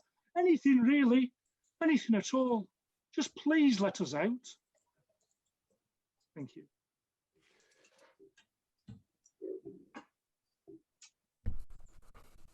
Hi, I'm Adrian, and this is just a simple poem based on some neighbours of mine. It's called Christmas Zoom. Mike the Bike's a great guy and is popular with his mates. COVID comes, lockdown's begun to reduce transmission rates. His relationship with Jane is new and in its early stages. With her job loss and his furlough, it makes sense to pool their wages. They move in together quickly, just before the rules have started. They don't know what's going to happen, they just know they can't be parted. They set up home together and a happy nest they're making. With their decorating, DIY, their gardening and baking. Sanitizers, face masks, rainy queues and coffee stalls. Our lives are but verses in a science fiction hymn. Delivery vans and parcels, children's drawings on the walls. Young love fast-tracked to the deep end. Will they sink or swim? Before long, Jane's expecting and they find the news just thrilling. To be parents and start a family, they are both more than willing. They clap together on the doorstep every Thursday with their neighbours. They're looking after older people, going shopping, doing favours. They use Skype and Zoom and email, and their friendships have all flourished. And learn poetry, art and Spanish to keep their worried brains well nourished. They see the painted pebbles scattered all around the park and love the chalky drawings and the fairy lights when dark. They donate to local food banks and join in the litter picking and plant flowers in their alleyway, aware that time is ticking. Christmas comes, the baby arrives, and Mike zooms at home to share that it's a girl, beautiful blue eyes and strawberry blonde hair. This pandemic is pure evil. It tries to destroy our humanity. Doing the things above has helped us hold on to our sanity. Many loved ones we have lost, so many lives forever altered. Grown-up children of the air raids showed us the way. And our brave young couple, their resolve has never faltered. Community, kindness and love will save the day. Thank you.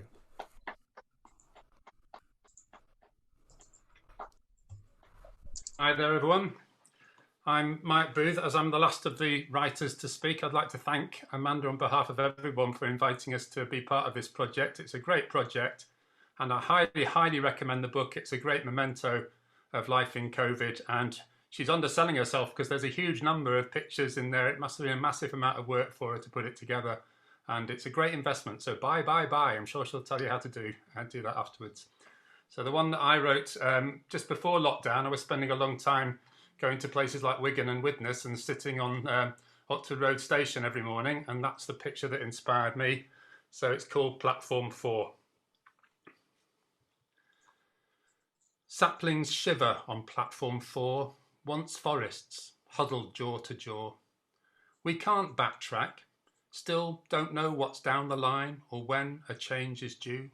So we wait and check our phones, as we have so much of late. Spring sprang the lock, and we stopped time. And few trains come now. The clock stopped at 7 minutes past 9. The day the point switched to slow from fast. An icy blast of fear blew down the line. And only hearts and minds stayed open. Bars, clubs and towns were shut. And shops, as infection spread, a sinking sense in our gut, a drop, the platform edge so close like an abyss. Who would have thought it would have come to this? Like signals, fingers crossed, many saved and some lost. Art and free thought make our connection, and only all together will we defeat this infection. Our human spirit this dark day defies. Just open up and be together, that is all I ask. One day the world will bud, smiles replace sighs. Laughter lines will flood as we discard the mask. Thank you, everyone.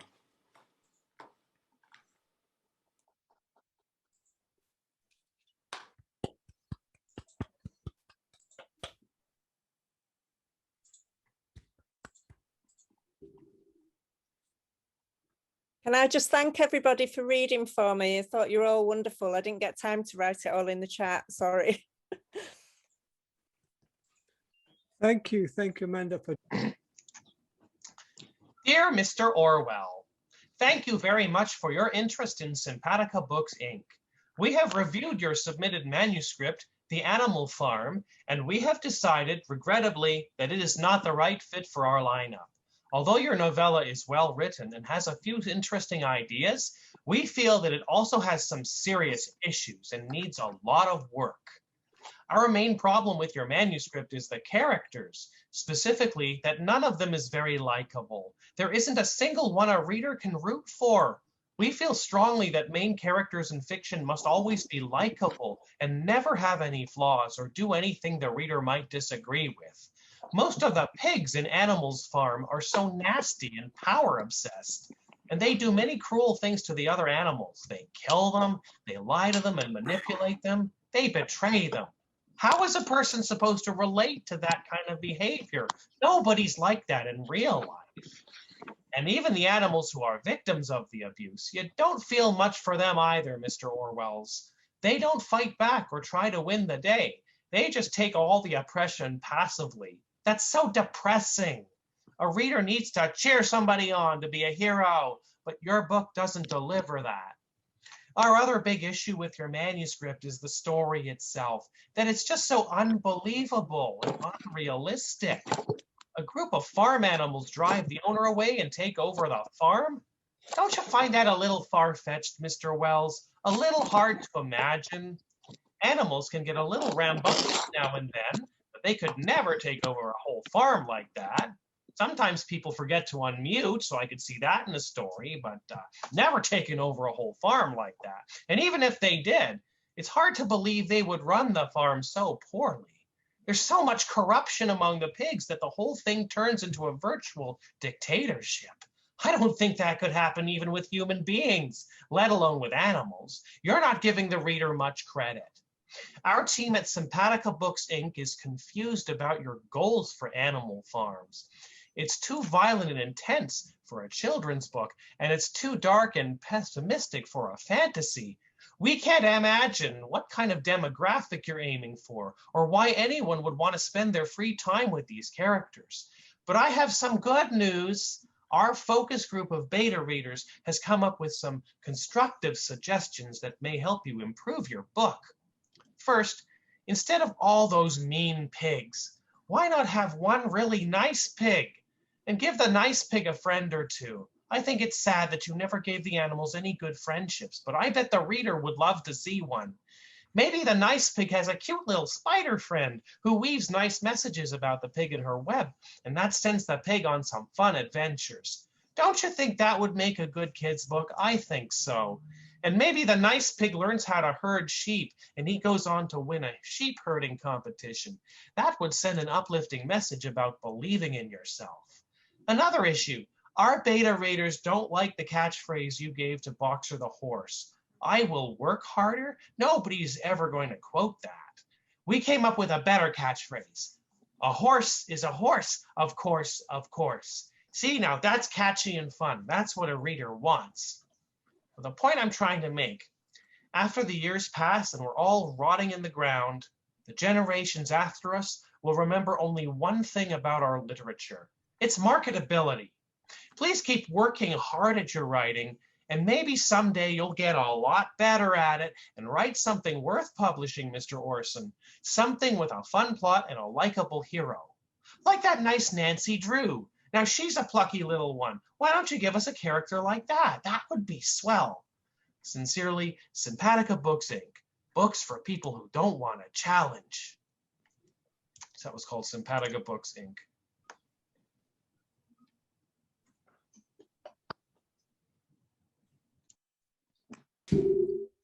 Good old Mr. Ed there too. Love it. Okay, thank you. Right, please welcome. He's been here before watching him, but he's never read here. Please welcome D. Allen. Ooh, yay. I'm only going to do one poem for this evening for all y'all.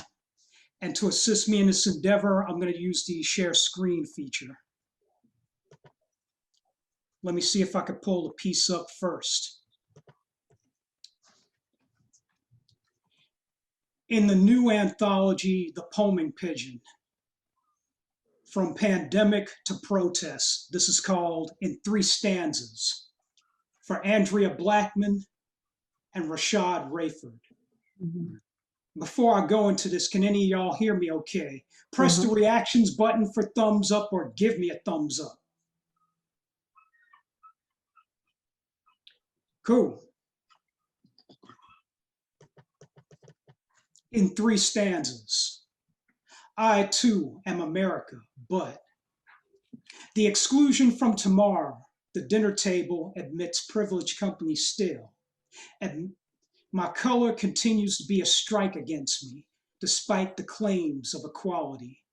The back door is still the only entry point, and the dinner guests see me mo as far less than they.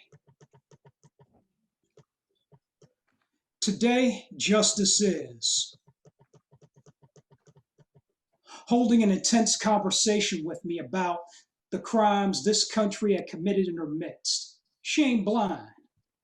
This Native American sister with braids is going deep into the well of her people's history, how they were suddenly made prisoners and underdogs on their own land, a large mass of dispossessed. Let me tell you, justice wasn't all about sorrow. She laid some hope on me, for justice is proposing on how the iniquities of the past can be reversed. The best, smartest ally this darker brother can have. I will write the power by becoming the hero I need to be for myself and for my long-suffering race. Speak out when the blustery voice of hate tries to assert itself over mine, to silence this verbal drama that divides us, creates the wrong, social distancing. That's what the powers that be count on. They shall have no excuse from my end.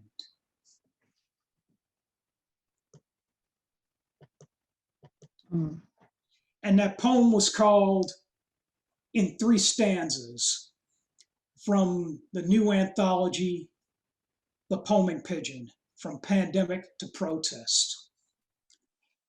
And that was originally started out as a writing workshop piece that I slapped together. And during this workshop, I was told to write a poem against racism and to use three poetic devices. First stanza was implied metaphor or deep image. Second stanza, personification. And third stanza, resolution. From this mic to your ears, I'm D. Allen. Thanks for listening. Happy birthday, Leslie, and happy birthday, Michael Sindler. Fight the war on racism on all fronts. Thank you, Dee. Thank you. As you see in the notes, Dee and Lanton and Carney are our double features on Larissa's Zoom show in a couple of weeks' time. Something to look forward to. If I can stay up in the middle of the night. Next up, Gerald.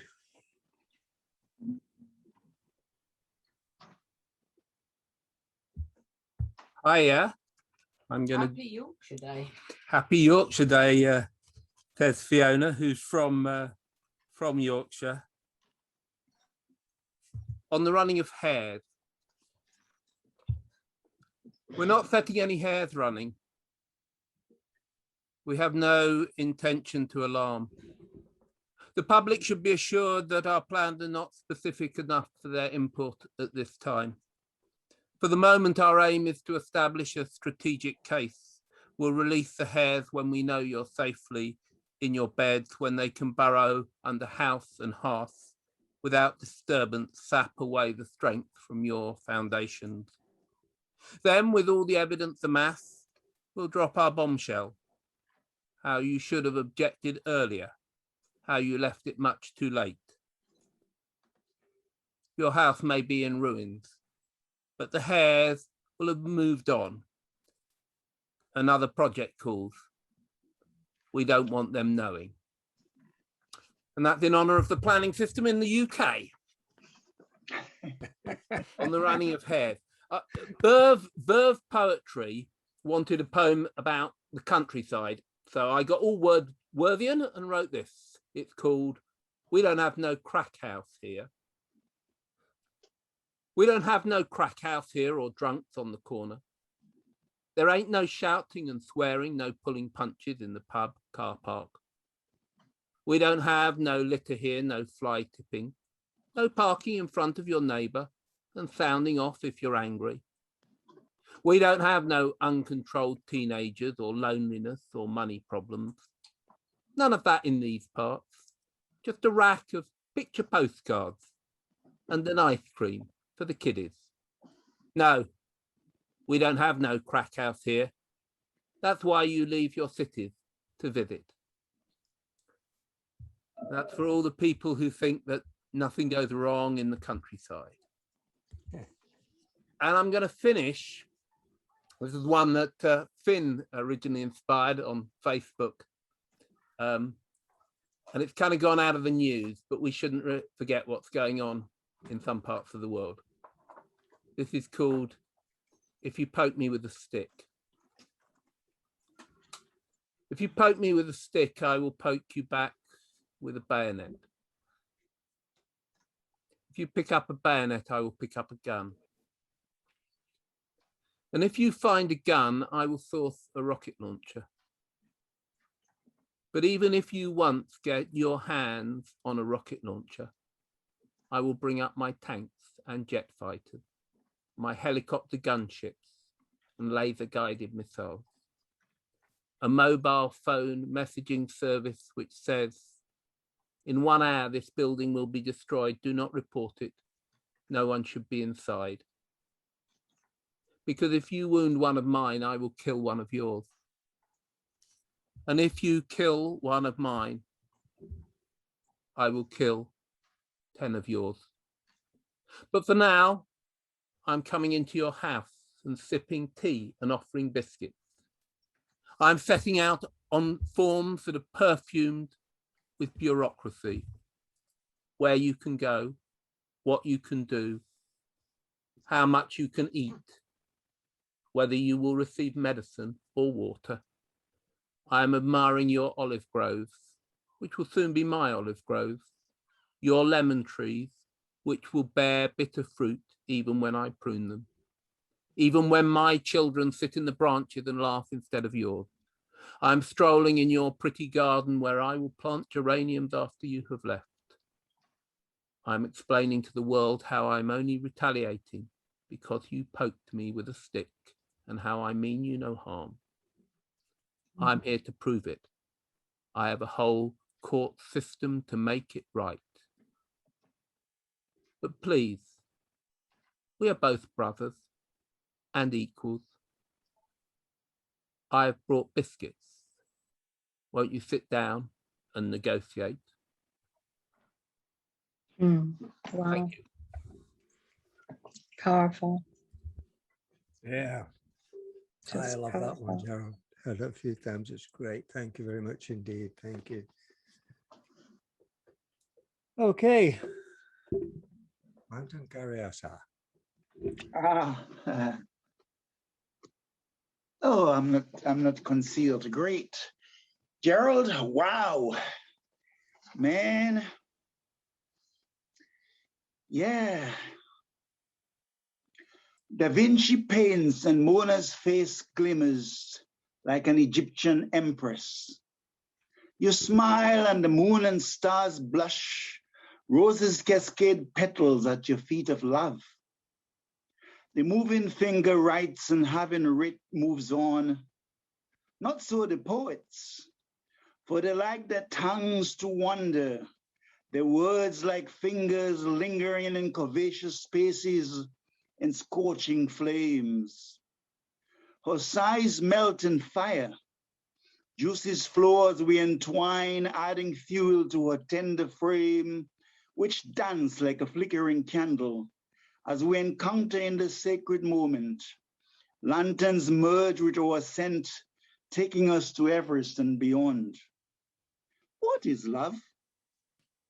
All I know is that we soar to dizzy heights, way beyond human, as I bathe in the lavender of your sweetness, the blaze of your red-hot breath nurtures the entreaties of my burning lips. We are like blue skies that hide the rain, yet the night owl watches as we roam uncharted taverns. Now I know why the peaks of pain and pleasure awakens to the dawn, singing eloquent praises to the rising sun. So Leslie, I just happen to know of your birthday. So sorry. I can't write anything nice for you, but because you're so eloquent at poetry, I have a piece on poetry. I will read it for you. It's like a song. You say, tell me of the music of poetry, O lantern carrier. Let me visualize its motion and song. Shall I tell you of the daffodils, of how they dance to the throb of a lover's heart? Shall I invoke the sunset horizons of Hawaii, glimmering on coconut palms and verdant green? Should I tell you of the first time that love touched me, that I burned in its delight and reveled in its flames? Oh, poetry, your music resonates in the smile of the lisping child, your song a beacon in the heart of the downtrodden. Day and night, the universe bends in adoration to the cadences of your own rhapsodies. You write for your message to whisper in the spirit, speak to bring tears in the hearts of many lovers. Sweet bars par excellence. You play flutes in the voice of the nightingale, wrap with vibrancy in the spoken word. Sometimes powerful, like a silent wow. You course in your manifold nature, or float like an enchanting butterfly in the opulence of Nubian queens.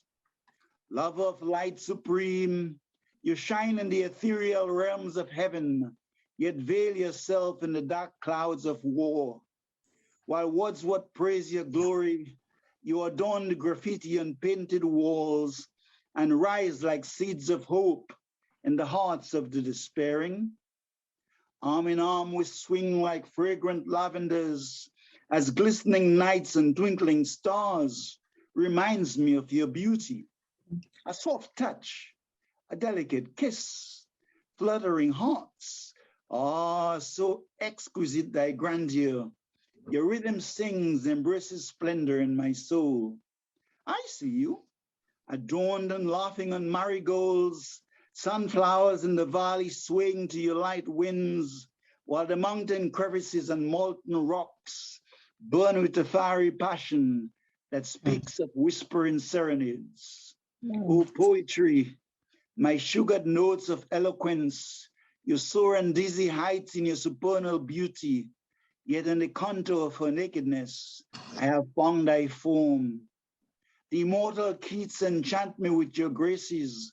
Da Vinci paints your very presence in lusted gold. Oh, poetry, poetry, poetry. While Mozart captures the rapture of thy melody of love, I offer my salutations below and above. Lantern Carrier, thank you. Exquisite. Woo!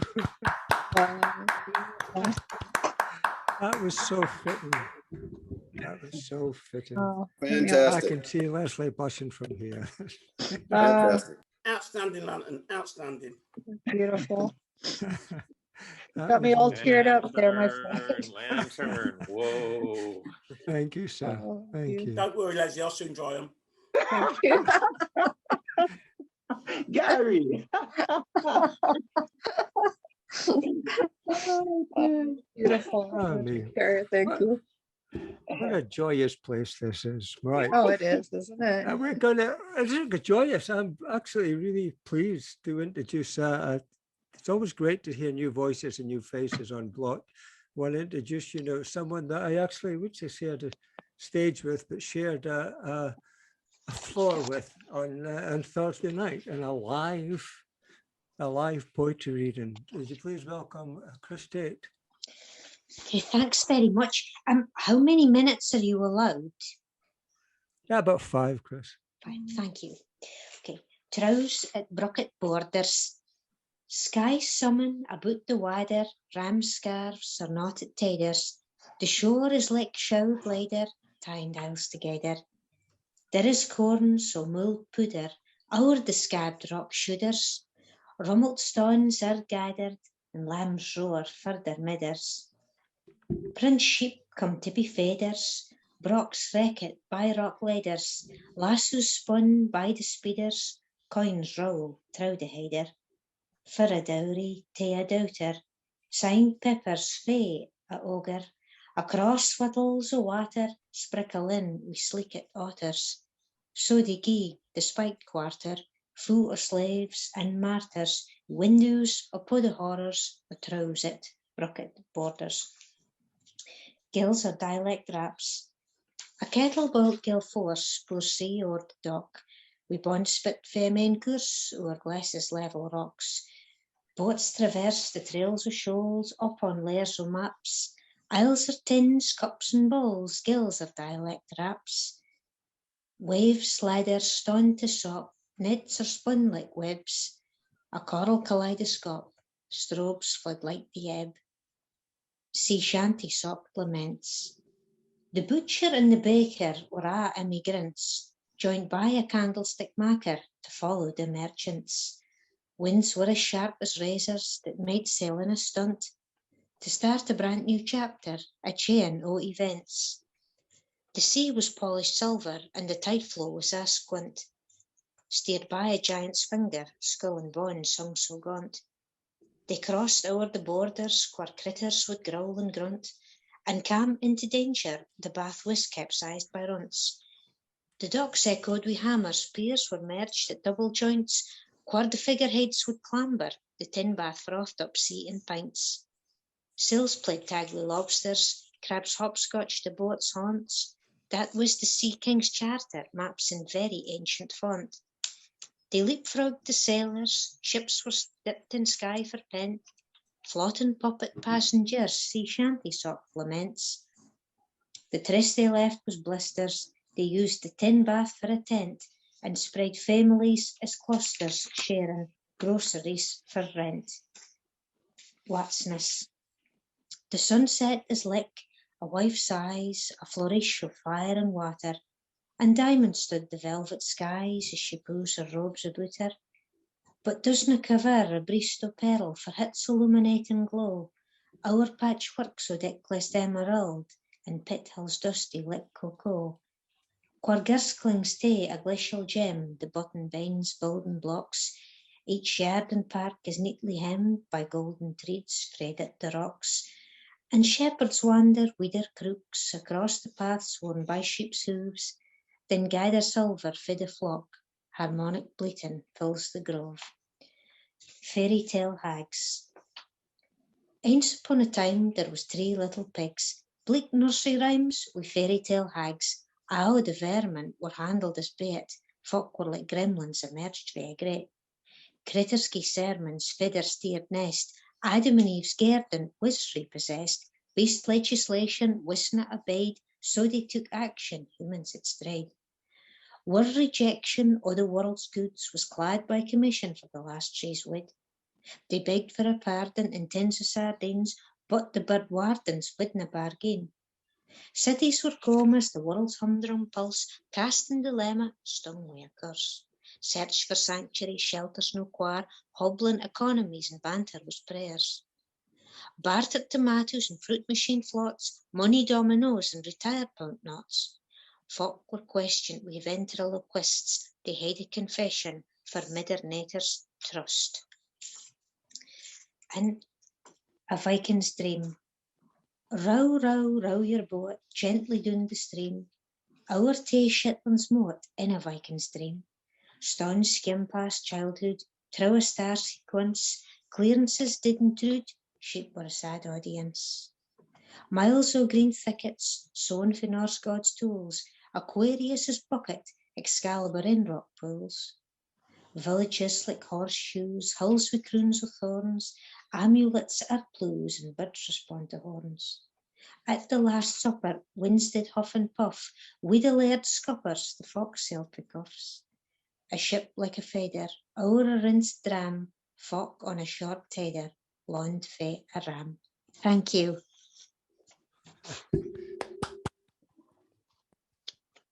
Thank you, Chris. Thank you, Chris. That was a pleasure. Thank you. You're welcome. Thank you. Whoa. Right. Monologue John, sir. The first one I haven't learned yet, so I will read it. It's a lullaby, the Garden Mother's Lullaby. Sleep, O babe, for the red bee hums, the silent twilights fall. Evil from the grey rock comes to wrap the earth in thrall. Ilin Valor, my child, my joy, my love and heart desire, the critics sing your lullaby beside the dying fire. Dusk is drawn and the green man's thorn is wreathed in rings of fog. Shiva sails his boat till morn upon the starry bog. In below, the paly moon has brimmed her cusp in dew and weeps to hear the sad sleep tune I sing, O love, for you. The Garden Mother's Lullaby. The next one is for Yorkshire. I was born in Sheffield.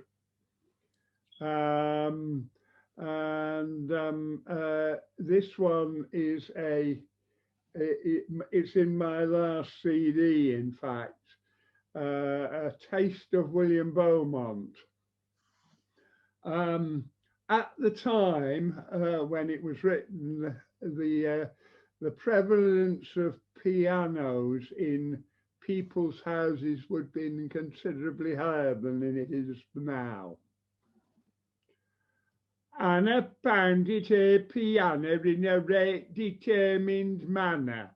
Every day she played and sang, and every other note were rang.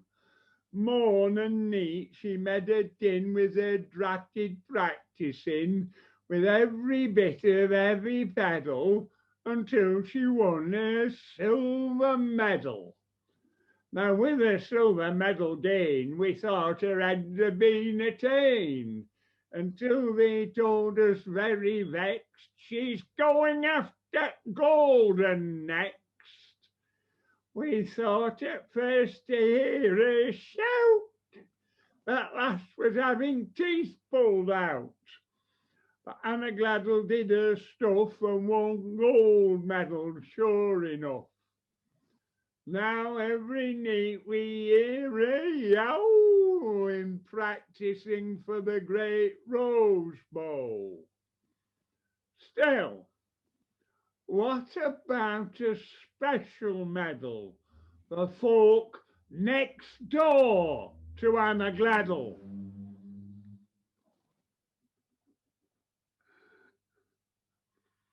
Finish off with which one was it that I was going to do? Yes, a Westernly one.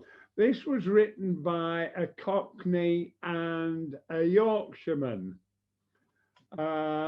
And it was during the First World War they wrote it, but it is not about the First World War. And feel free to join in the chorus if you feel like doing so. Sammy was a sailor big and broad, shipped on board a whaler, then tumbled overboard. Sammy said, now save me. Someone said, go hang. The sharks are sniffing round you, then his shipmate sang. Chorus, swim, Sam, swim, Sam, swim, Sam, show them you're some swimmer. Swim like a snow white swan, Sam, you know how a snow white swan swam. 6 shark shivering sharks are going to snap your limb. Well, a swim well swum is a well swum swim, so swim, Sam, swim, Sam, swim. Sammy swam with vigour, the race had just begun. The sharks all round his figure, oh, jelly, shouted one. Then the portly porpoise popped up into the foam and said, if you want to catch the last boat home, swim, Sam, swim, Sam, swim, Sam, show them you're some swimmer. Swim like a snow white swan, Sam, you know how a snow white swan swam. 6 shark shivering sharks are going to snap your limb. Better swim, well swum is a well swum swim, so swim, Sam, swim, Sam, swim. The sharks joined in the chorus in the foaming brine. Ragtime ditties bore us, but by gum, this is fine.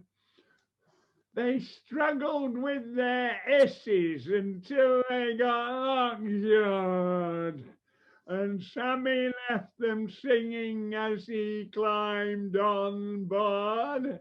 Swim, Sam, swim, Sam, swim, Sam. Show them you're some swimmer. Swim like a snow white swan, Sam. You know how a snow white swan swam. 6 shark shivering sharks are going to snap your limb. Better swim, well swum is a well swum swim, so swim, Sam, swim, Sam, swim. Woo! Leave it there. Thank you, sir. Thank you. Whoa.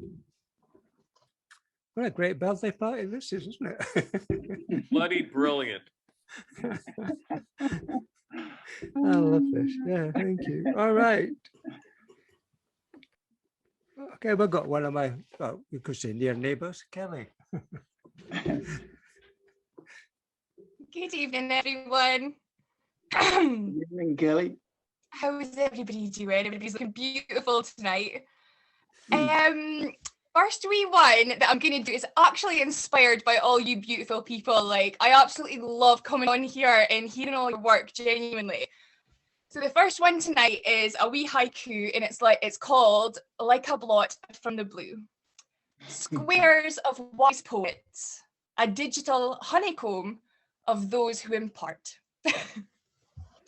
So that's for every single one of you, every single one. Now, but my big one tonight is called An Honest Tinder Bio. Okay. So, does it matter to you that I'm emotionally defective? I fall in love faster than most you're ever likely to meet. You say it doesn't. Do you care about the chasms of scars that mar my whole being? They've created a landscape of mistrust and foreboding that's sure to drive you insane. Please say you don't. I've blights on my spirits that cast a shadow on even the brightest and most ethereal of days. My darling, tell me you don't mind. Tell me you can soothe the aches of a million lifetimes in a single solitary kiss. The stroke of your hand can cure the rancid, cancerous tumours on my ego. But please, oh beautiful one, please don't lie. Don't sell me a blossoming future of half-truths, tinged with the fallacy of charm. My wee soul can break faster than lightning can strike. Oh please, my darling, no more fucking lies. Are you worried that I'm just a fancy? Does it scare you that I can see into your soul? Are you horrified that I think I can tell what the future brings, even though my shambolic life lies in fucking tatters? Please say you're just as messed up as I am. I can pull demons from the underworld, you know, and I can turn my beauty into madness. Should jealousy strike from nowhere, I'll feast on the guts of your love and spew out the remains as I see fit. Don't you mind, sweet man? In a heartbeat, I'll morph into a Medusan succubus. I'll lap up your terror and laugh as your sad eyes watch me descend into a lunacy you've no fucking hope of ever pulling me back from. Is that okay, kind soul? Shall we go for it anyway? I think I know the answer to that one. Thank you, guys.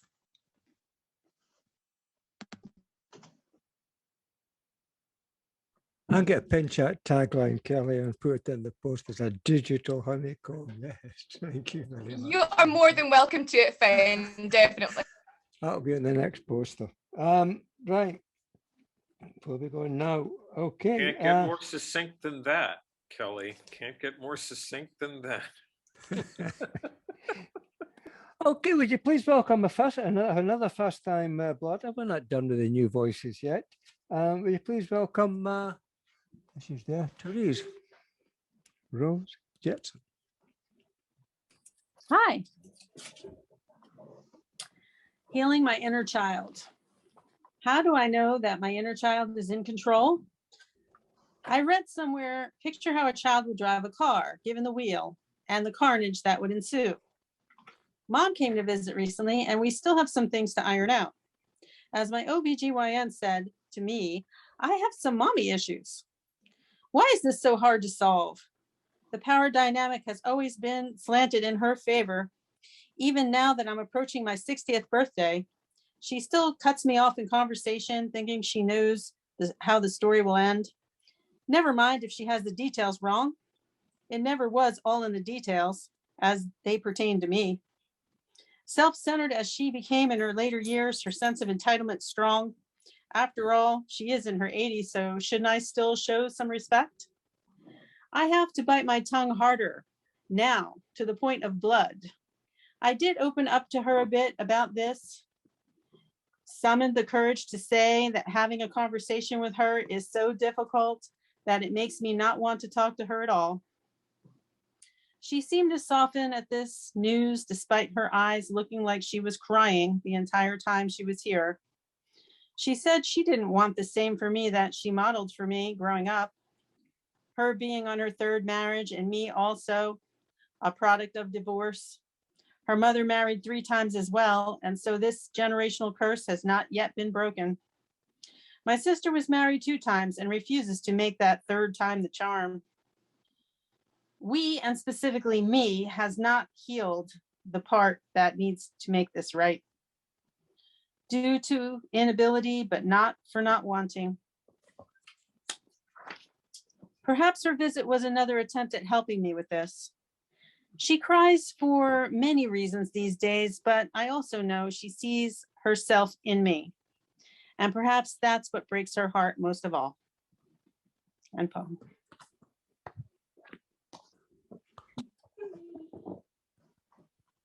Thank you. Thank you very much. Thank you. Thank you. Glad you came along. All right. We have sorry, another first-time blotter. First, Nicola Higgins.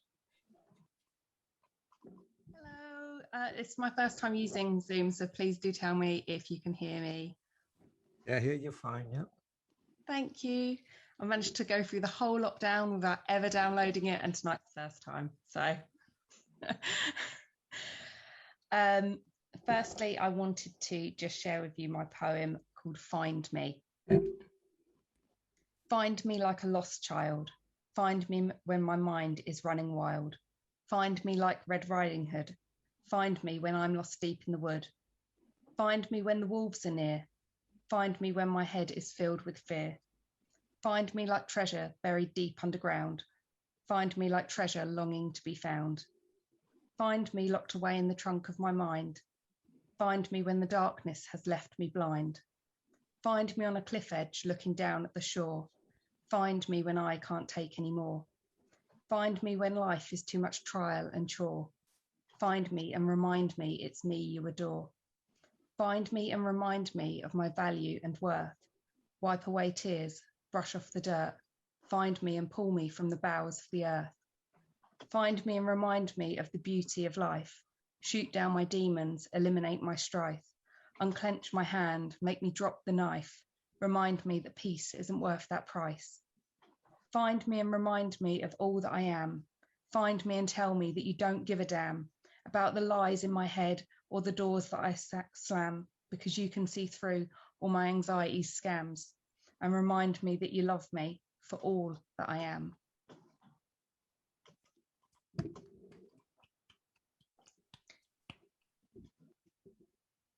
And my next one that I wanted to share is called Phoenix Song. Too long I've held your secrets, too long I've held my breath, too long I've held in all your poison at the cost of my own health. I've kept all my wounds well hidden, yet healing's left some marks. I stitched myself right back together at the seams you tore apart. But the time has come to strip away my gag-like bandages, to reveal all the truths I've kept so well hidden, to say these marks aren't mine, they're his. Yes, my skin is flawless, and my bones are all intact, but my spirit took quite the battering, and my mind began to crack. You thought that you had broke me, that I was frail beyond repair. You thought that even if I could recover, you thought I wouldn't dare. But you have underestimated my ability to recover, to regain all that you stripped from me when you held me under the covers. For this phoenix cannot be caged by fear, and it cannot be made a mute by all your intimidation tactics that you failed to properly execute. This phoenix song will be heard loud and clear, and your ears will pour claret red, and you'll wish that when you wounded me, you'd made sure that I was dead. Yes, soon the world will hear my voice, and there won't be a single doubt, and you'll forever hold your head in shame, for the truth will finally be out.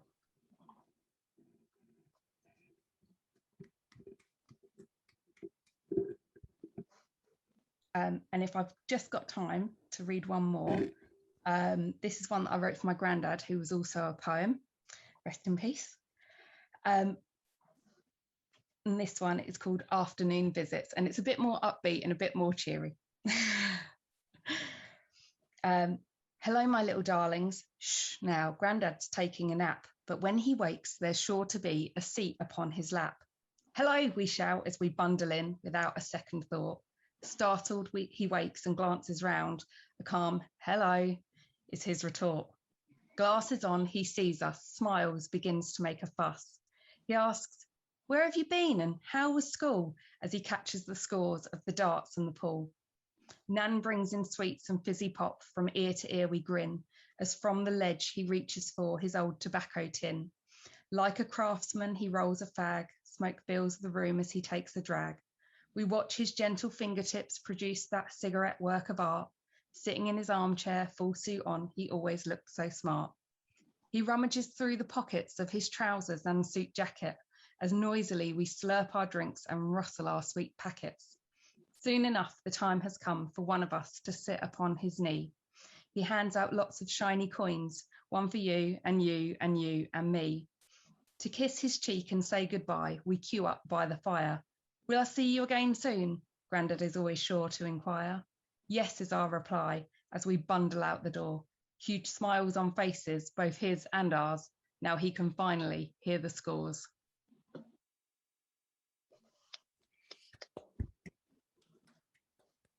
Oh, excellent. Thank you. Excellent. Thank you for letting me take part this evening.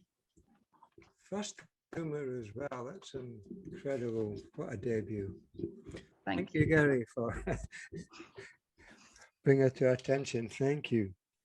Before Gary comes on, I'm going to do a bit of, I'm not going to read, I might read later on, but a bit of self-publicity now that, as some of you know, that my collaborative project that's been going on for about 18 months, Joined Up Writing, books 1 and 2 are available on Amazon. And I thought when I did the last verse and 2 that it was going to end, but I've been convinced to carry on and on and on, and it's starting again tomorrow. When verse number, 1 second, 205, I think. No, hold on. No, yeah, verse 304. Sorry, I'll be starting up with Tim Evans is doing it. So it's starting tomorrow. I had no idea what I'm going to call it, and I've got, I think, about 70 people lined up anyway, so it'll take a little while. So if anybody else wants to join it and find out more about it, just send me a message. Some of you have done it. You can do it again if you want. I don't mind. So anyway, Gary, your turn, sir. Oh, what a wonderful night. I'm all touched and all I'm all teary after listening to Nicola, and we've still got an hour to come. So anyway, I've got an announcement. I've got some to say about I'm going to do 2 poems. But my first poem, I just like to announce. This poem is called Leslie Constable, Will You Marry Me? I'll take that for a point. Now, by the looks of your faces, you're not taking me serious. On her birthday, I rang Leslie, and the first thing she said, "I've got to go for breakfast. I've got to go for breakfast." And I kept on talking. I said, "I've written this poem, what you want." And as we chatted for a little while, while she's trying to kick me out, while she go to breakfast, talking to her reminded me of John Constable, a famous local painter. And I don't know if Finn's going to put it on, called The Haywain. And so this poem is called Leslie Constable, Please Marry Me, The Haywain. I am an artiste. In fact, I am a creative activist, creating dreams with new realities. At the end of my rainbow lies, in one hand a paintbrush, and in other rests a tablet with paint. Infinite shades of paint of the same colour.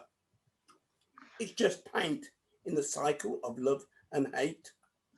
Just paint. I write poetry as a painter paints. A blank page is my canvas. My unconscious thoughts are the medium I use to create. Embellished by my watercolour tears, generating new visionary spectrums. I hold the tablet as the catalyst to my inner sanctuary. The colours of joy and pain, are the same. To them, the skeptics and the critics, it's just messy play, as our eyes are not trained.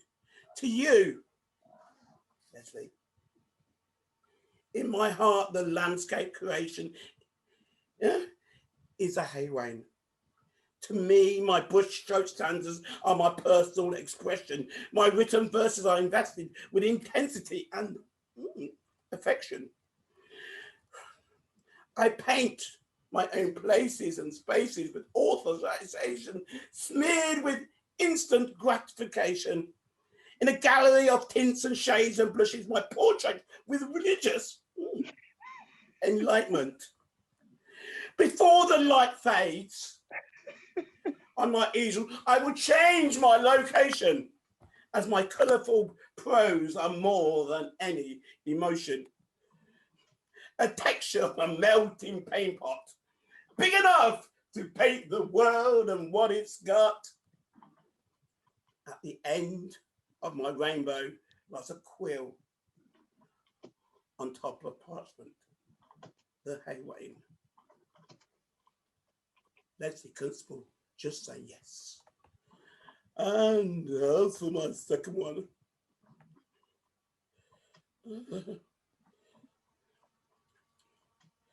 here we go. I haven't done this for a while.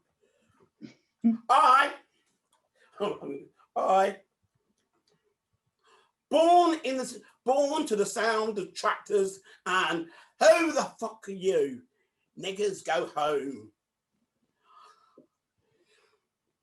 I am not proud to be English. I'm still working out if I'm proud to be British. Being British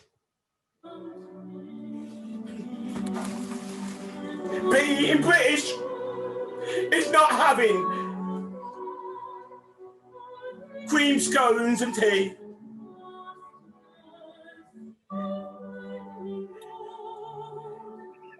It is went under the drowning chair. 6 pints. That green chair, where she's never going to be able to get. It's drowning 6 pints and have a fight in the sea, followed by a salutary braided hot curry. Being British is bowing down to the Queen at all the sovereignty. It's going hooey green in the Queen Vic just for charity. It's not that we all are better than the rest. We just tell everyone we are superior because we are British. We whine, we whinge and cry about the weather because we're world class at whining about the weather. In July, we whined it was too hot. 4 days later, the topic of discussion, it was it's too wet. Soon it's too cold and too windy, but that was still good enough to have a celebratory curry. Whatever the weather, if you're a Brit, it's too much to bother. Our climate changes like a hole in the ozone layer.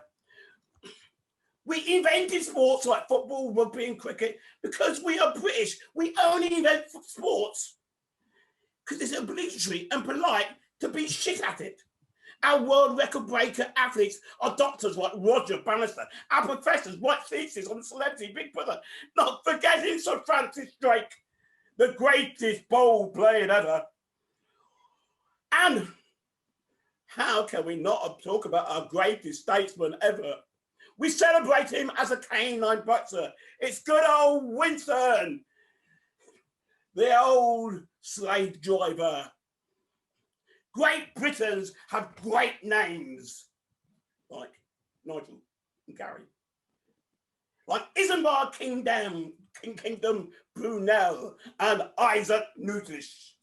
They gave us our heritage and tradition, like a love for the countryside.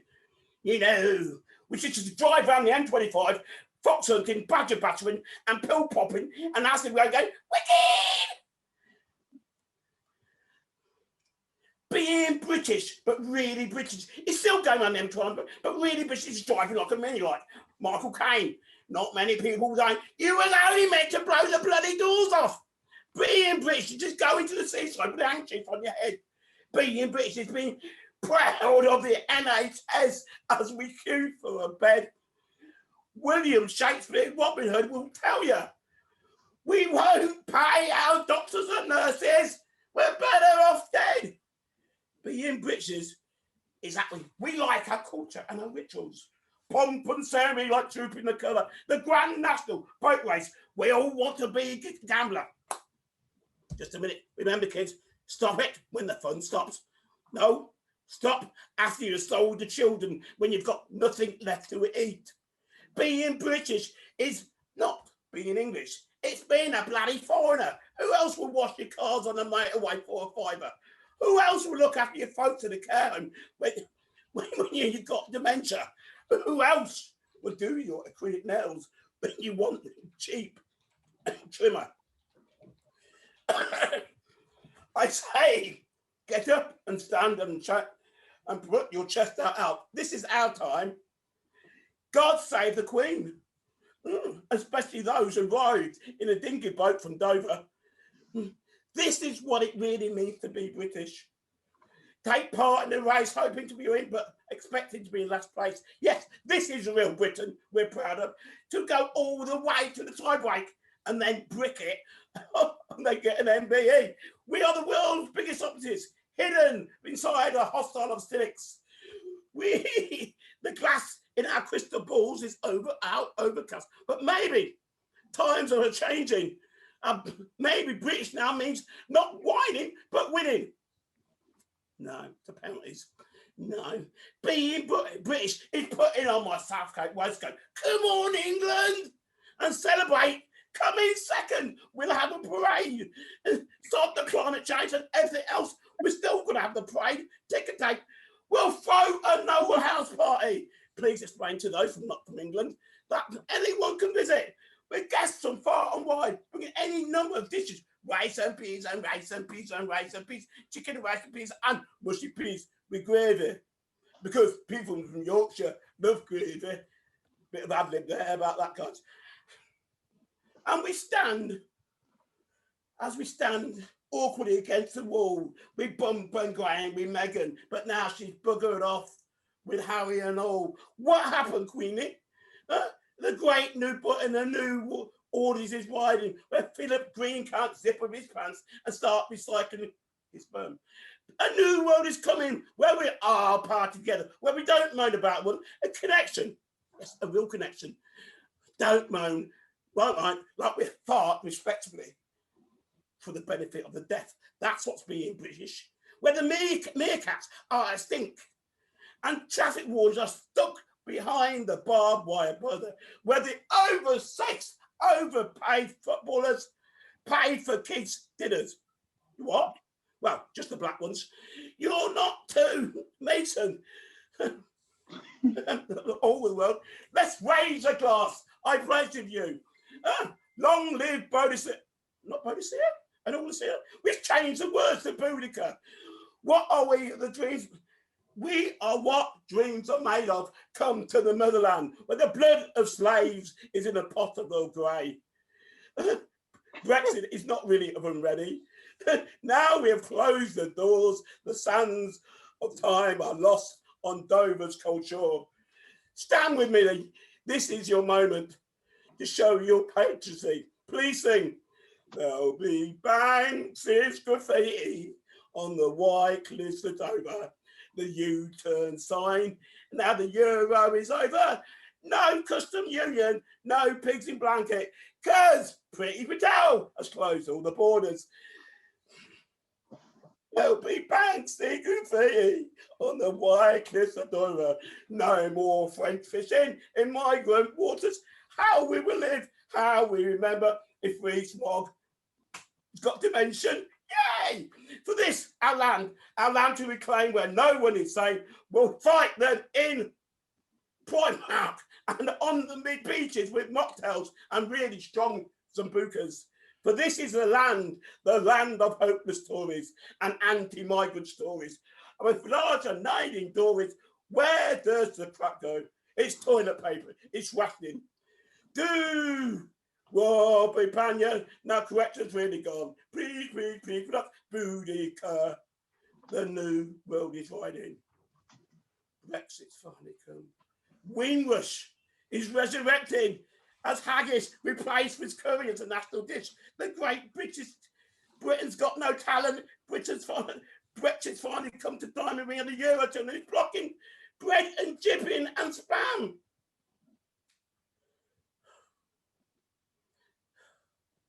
It's almost over, the new world. There will be banks fitting on the rainbow walls of Dover. No more Brussels for Christmas dinner. There'll be branches fitting on the rainbow Dover. Miles and miles of lorries, queues on the M25 fly over. So there you have it. The only thing I've got left to say is, Leslie, please at least think about it. God save our drop dead gorgeous queen. Sorry to say, Brexit's come and it's now a sad dream. 350 beds on the NHS on eBay to cover of a magazine. I'm going to pack up my troubles in my old recycling bag and have a breakdown. We'll meet again. Don't know where. Strasbourg morning. We'll meet again some miserable day. That's all, folks. Dun, dun, dun, dun, dun, dun, dun, dun. Gary.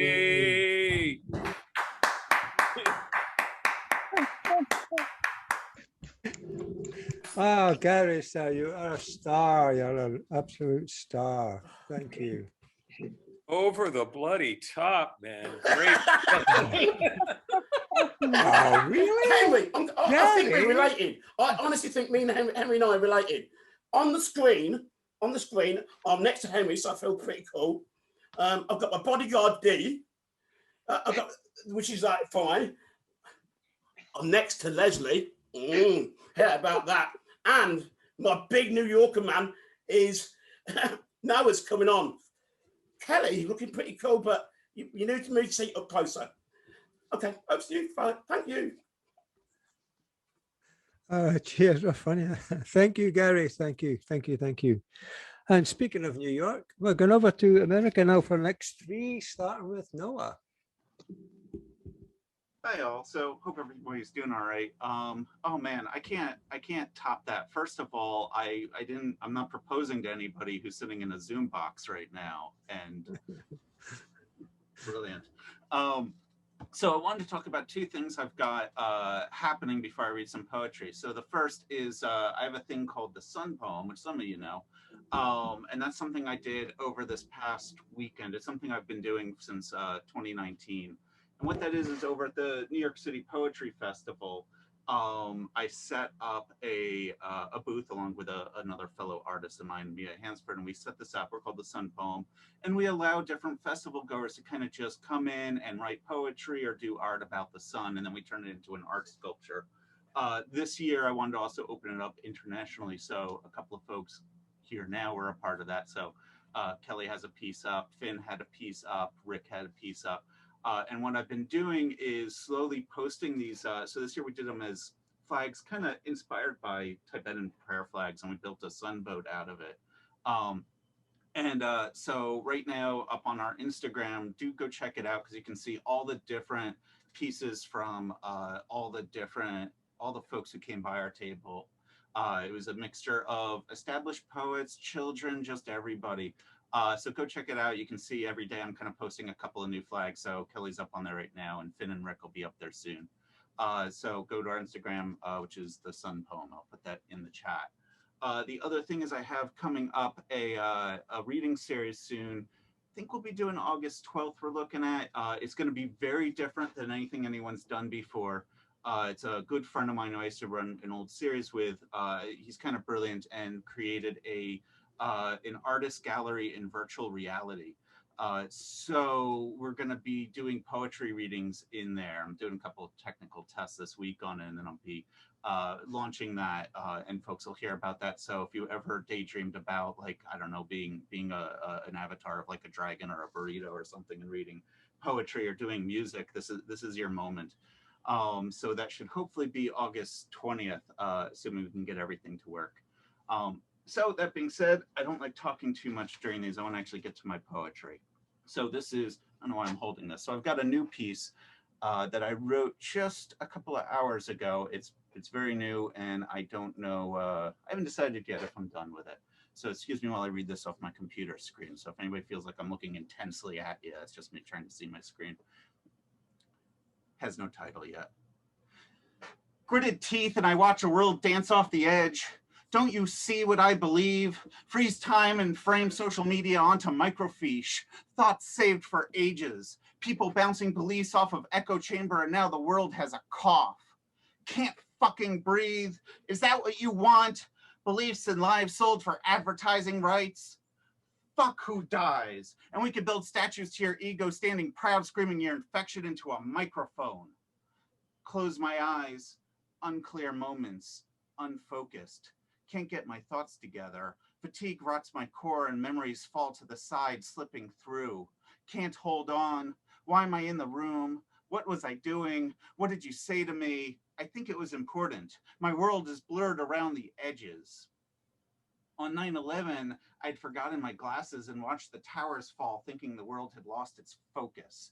I thought those towers were going to crush my hometown and all my friends underneath. Blink twice. Now I see the world gone mad, smeared across the periphery of my vision. But I can breathe now. I'm alive. Long-term COVID has me in a fugue state while people ponder if they want to survive. And now I'm going to move into old. You know, I spent like 4 hours trying to memorize how to pronounce fugue because I knew I was going to get that wrong. Like 4 hours just saying a word over and over and over again. All right, let's move into, this is called Rant. I'm tired of the poets are pasting their image on an 8x12 glossy as they flick and flash their business card instead of a handshake and proper greeting. As promised words of thought and inspiration, but all I've heard is everything that drives me to write in anger. Slam hurts my head, and I'm tired of those who have turned the spoken word of intelligence into an art of looking for approval. You want to rate me, you want to judge me, flash a 10 in my face and let me stand in the middle of my praise. Flash me a smile, but I say, fuck that, because that's not me. I'm not in it for the spotlight. I'm not in it for the applause. I am not a revolutionary.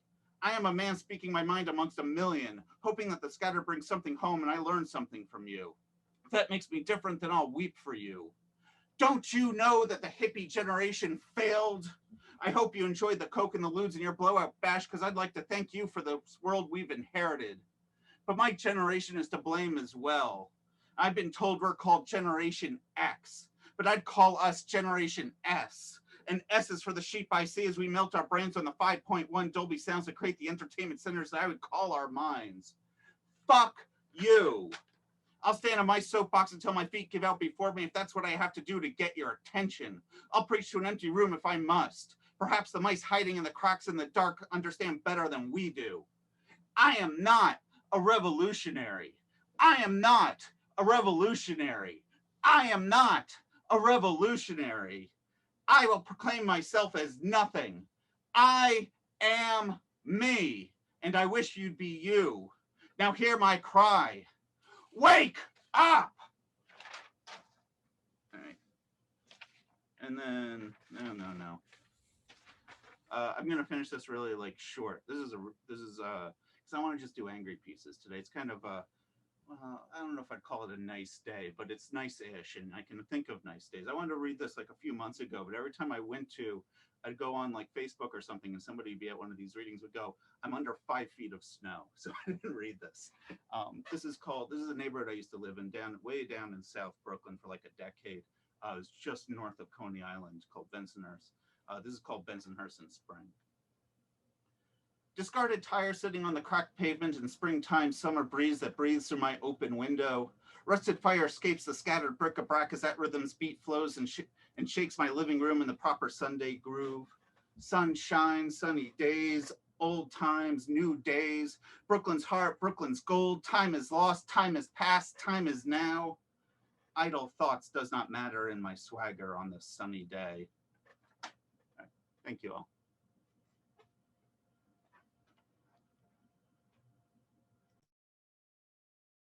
Thank you, my friend. Thank you very much indeed. Thank you. The last one bringing back many memories I've had of around Coney Island, Brighton Beach on sunny days. Love that better than New York. It's great. Thank you. Over to Mr. Greg Slade. Oh, hey, everybody. This is called The Noble Experiment. We seem too often to shy too quickly away from what we know about problems that seem too intractable, or else we come too quickly to draw some conclusion that is, shall we say, somehow more fantastic than it is firmly factual.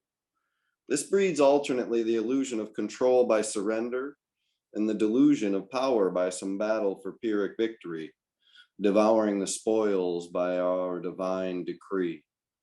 One does nothing and the other does worse. This is how the erosion of reason deteriorates outcomes. The misuse of reason is the main source of mankind's misery. Reason is best used to identify rather than conceal our worst impulses. It is also best used to question and check even that which it finds to be most true. This all is presuming, of course, that any reason has even been used, a mistake of which I could myself most occasionally be accused. For reason is abandoned in the same fashion for justification or excuse. It is best not abandoned in denial or furtherance of any unreasonable pursuit or in pursuing some unreasonable truth. But abandon it we will. If you study how the unreasonable will comes through, reason leaves no one wanting.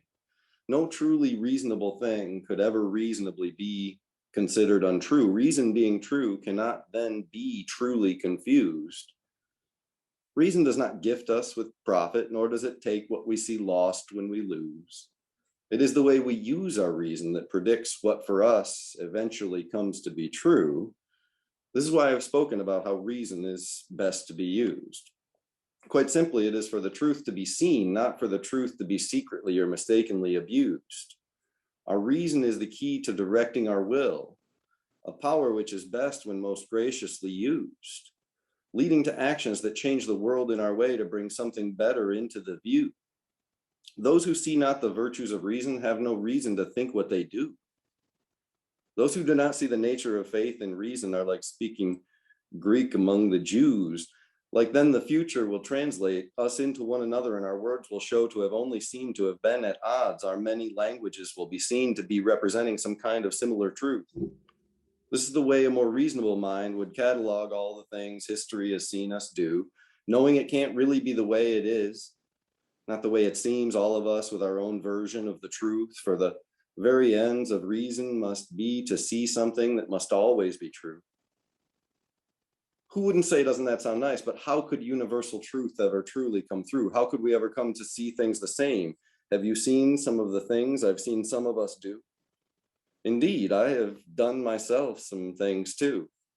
Those things, though they are not done by the truth, they are done by the unreasonable will, things not very well thought through. No evil over time will be said to have borne any lasting fruit. The things we see that divide us are not natural. They arise from our reason's abuse. Again and again, they are disproven, yet not reproved for their being untrue. The more we learn of how things are made, the more we learn things are made so much the same, affecting each other and otherwise connecting with each other in such subtle and unexplainable ways, a handful of forces playing with two handfuls of shapes. Reason would lead us to seek harmony and balance. If it was justly applied in the simplest of ways, it would lead us to love and truth and could even lead us closer to faith. Lead us to a better understanding of ourselves and of the place beyond the prophet's gaze. If certainty out of the unknown is what you seek, then reason is the light of the way. Faith can falter and even be altered to lead us even further astray. Desire can blind us as much as our fear can fail to guide us, as both keep the better spirits at bay. Even in their individual folly, those mistakes can still be displayed without even changing the names. This is where reason and logic more wholly and more purely remain, the least corruptible vein in the range of the greater ape's brain, able to be proven true again and again and again. A truth that changes everything by always remaining the same, a truth so universal it can't be overcome, a completion unable to be completely contained, unable to be created nor to be made to no longer remain. It can only be altered, refracted, or in some other way released or refrained? Have we given up on truth? Have its very spirit become intractable to us? I think we have to try again. How you think is more important than what you think. If you don't like what you're thinking, try to think of it somehow better. The truth machine works for free, but it is we who must pull the right levers. The best thoughts that I have are not what's distressing me. My favorite feelings are not what's depressing me. It's the lack of both that I found to be so negatively affecting me. I saw how the higher mind can feel so much more effectively, that loosening my illusions is not a way of me losing me.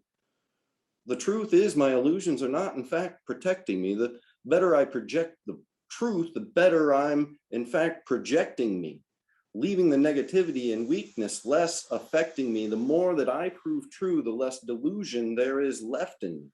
The more I see how I should have been known or did know better when I saw love as rejecting me, the unreasonable way I resented the pain and decided that love itself is what had been the death of me, the way I gave way to reason's escape and living as if the truth were not unborn, but was instead forever to be bereft in me, drinking my way into never really thinking through it, denying how I knew how the truth was what was infecting me. Reason was never the thing. The truth was never what was misdirecting me. But the thing I ignored, whose seeking I can see now could have corrected me. Do you see how like reason is to the ways of the secret chiefs? How reason resembles the kings and queens of all of our best beliefs? Why enlightened is a term for those who were known to most greatly think? When you don't know what to do, it is fine to pray, but the wise do not throw their own thinking away. This way, when it seems to have gone, they can use their mind to think again of their faith, knowing it will rise and shine the new way of a brighter day, knowing that they are close to the truth and only illusion could ever lead them astray. The difference between the confused and the illumined is only one needs to be provided a light in order to see fit to find their way. Do we need a reason to believe that we need to believe and reason to see? Confusion costs us so very dearly. It is our mind that most enslaves us, and it is our mind that mostly can set us free. How about you believe what you want, and I'll choose the truth for me? Am I making a wish out of a pile of shit? I'd say it's better than making shit out of a pile of dreams. Reason is the reason we all proceed. We seem to so need reason in order to believe that we could see a reason that we might still succeed. I don't see why not. Why not, indeed? How though? I'm not sure I know. Hold on and let us think. Oh, wow, thank you. Wow. Indeed, indeed. That Deep was thoughts. fabulous. Great thoughts, great words. Thank you very much, Greg. Thank you. Well, we're getting down the list. We're almost done. Fine, 1 to 5 or 6 to go. And next up, he was first on the show last time, and he's near the end this time. That's life for it, isn't it? A pleasure to introduce a man who's taken up, continued the project that Dane and I started last year about the George and Mary and the murders and the time traveling weird kind of poem that we're doing. But please welcome Rick.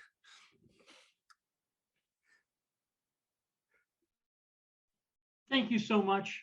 It's an honor to be with so many fine poets, never ceasing to amaze, each one with their own beautiful spectrum. I have a couple shorties to read for you today. These are all quite fresh. The first one is in honor of some of the madness we've seen just recently. It's called Set My Trillionaires Free. They're going on a planetary orbital spree. It's sure much better than paying me. Why dirty yourself with another employee on the shelf? They can make it to work. That's all that I care. Who cares a whit as long as they can stand right there? Sure, my workers stickly stand while I count each moment with my eagle eye. Commit any transition, you're immediately sacked. Pause a moment from my pocket, a penny snatched. Stop for a break. You're not a machine. I don't understand quite what you mean. Stop for lunch. I have a hunch you're stealing from my very plate. And I'm repeating, don't you dare be late. This one is, there was some talk of whistleblowers earlier. Another whistleblower has come out to talk about how deadly, insane, and how many innocents are dying from these missile wars where the missiles are flied by remote control and killing people. Too many innocents as always. This is called Like Desert Villagers Tomorrow. Yes, we inflict this madness on young men, teach them to hate, to kill. We hope it's temporary, this suspension of the sacredness of life. Not that soul-deep wound that never heals in some, crust over in others, once young men, and still the innocent die. We wonder why gun solutions find their way home. They still live in the war's poison. They still find bombs in Europa. They still die from the poisons where there were villagers dying and dying and dying in the jungles of Southeast Asia and on the reservations. And drones will kill desert villagers today, and remote soldiers will just as sure be wounded but not killed. Like the desert, the villagers tomorrow. Like the desert, villagers tomorrow. Like in the desert, the villagers tomorrow might die. This one, although it's called A Republican Heart, you can certainly replace it with Tories, my friends over in the UK. A Republican heart, a Tory heart. First, you need a microscope to dope out that tiny, teeny space. You'll need to knock with a great big hammer, or else they'll just stare and stammer. They're hard of hearing is what I'm fearing. They can't see the suffering of anybody but their own. Their hearts are just not at home, maybe carved from stone. And they cannot bloody care because there's no one really there, just a tiny clock with a great big lock. And when it cuckoos, it states, though quite plainly, insanely shake, I got mine, I'm just fine, but I'll take yours too. That's what I do. And this last little brief one, there's been a new discovery about a new tetra quark, and I thought it was only sitting that we treat that. So here we go, tetra quark. The tetra quark came out, 'tis said, for a playful prayer for lark, to virtue and venture over the airing, daring do betwixt the gluons. What else could he do? A heavier fellow than we've seen before, a charm or two, then a couple more. With electromagnetic pincers, we forced him out. So sinister a blister blaster, this unpatented, unseen disaster. A particle having charm and an anti-charm can display to the seeker without alarm her quasi-hidden anti-charm.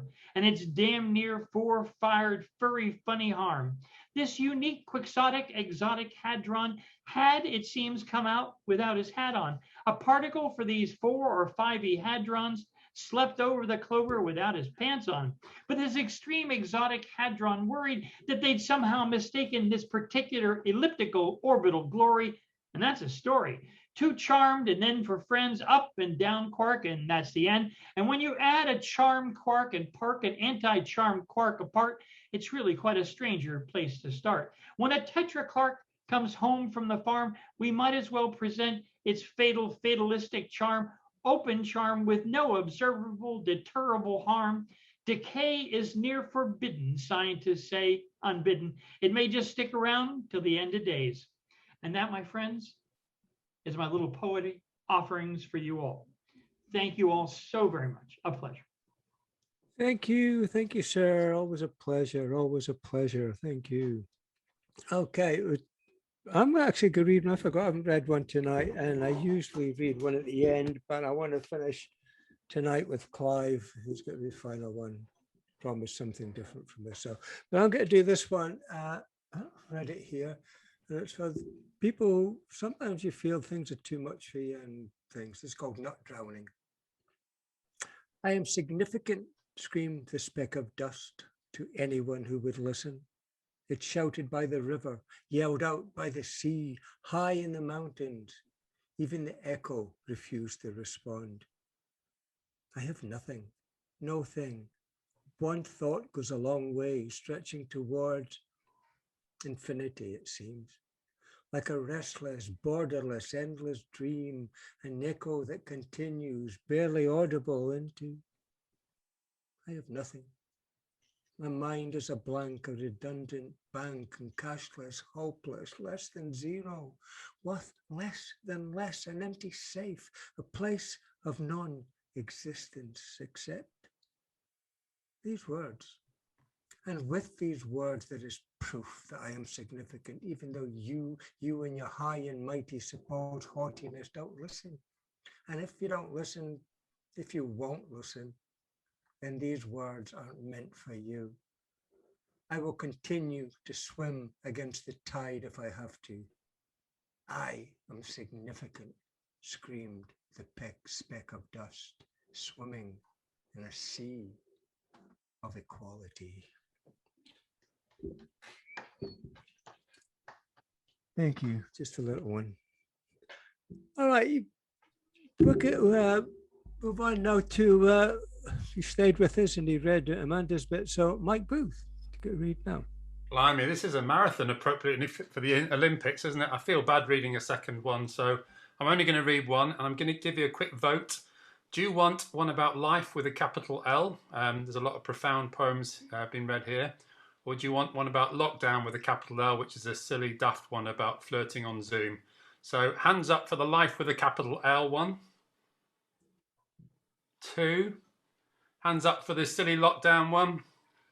All right, we're going for that then. That's easy. Okay, it's called Loved Up in Lockdown. I think we can all identify with the traumas of Zoom after all this time. So it might be the last time I read it. Let's hope so. And here it goes. And it's fictional, I should add, by the way. And please ignore any potential smutty innuendos because they're entirely intentional. I got loved up in lockdown. We got on really well. In moments of great crisis, on love our thoughts did dwell. It started with some flirting, some chats and emails too. On Skype, we kept on a meeting to help us to get through. And then it got more serious. We moved it onto Zoom. Fat Larry's band hit it right. My heart, it just went boom. We'd chat for 40 minutes and then come back for more. She upgraded to premium. Now we speak till 4:30. And if I'm feeling naughty, I give her the thumbs up. But we practice social distancing. She never gets the clap. At times we all get dressed up and share a glass of wine with roses and a tablecloth and manners oh so fine. We've explored our video menus, touched each other up, and virtual backgrounds can be fun with sheets that we put up. One week we met with northern lights, the next upon a beach, without the need for scary flights, places out of reach. We talk without a filter, but the menu has a ton. Like face masks, berets, lipstick, we really have some fun. At times it all goes pear-shaped and one of us stays still. Or sound can all go wonky and voices seem so shrill. But leaving our meeting and clicking on the link can give us both a fresh new start and buys us time to think. If things are feeling awkward, I secretly just mute, pretending that the sound is off. It really is a hoot. She moved me round her house in sitting room and hall. I even saw her bedroom once with photos on the wall. Not sure about those spider plants or green right next to blue, but spotted the odd beanbag and a special toy or two. And now we're out of lockdown, we can have a barbecue in each other's garden, but never use the loo. Apparently the government have now set up a law to stop it going any further than anyone's back door. But anyway, I'm not sure if it will be the same. Although we've dated ages, I still don't know her name. When jiggling with your cursor, it comes up on the pics. Huawei 10 doesn't seem likely, and mine is iPhone 6. It's all been so exciting, a new spice in my life. But now I'm back to calling her the missus or my wife. Thanks everyone for having me. Thank you, Mike. Thank you very much for joining us. Come again, come again. All right. Penultimate tonight. Most welcome back, Steve. Hi, everyone. Right.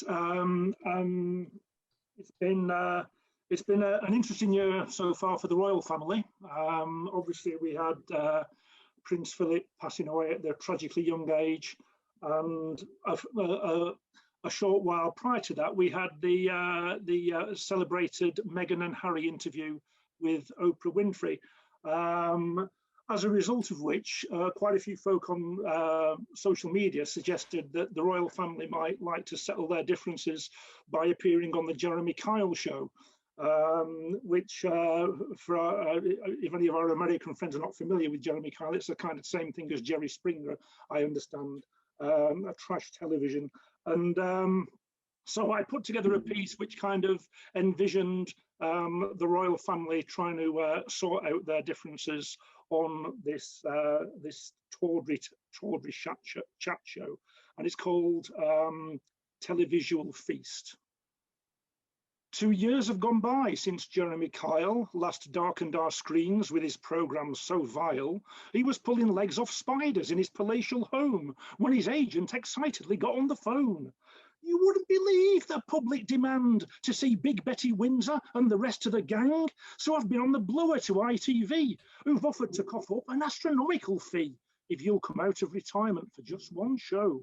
And for that kind of money, how could Jezza say no? The trailers ran for night after night and whipped up in the public a huge appetite. Is Meghan a bully? Is Charlie Boy racist? Who is Harry's dad? Are all Andrew's friends rapists? They finally assembled in Studio 5, each hoping to bury the others alive.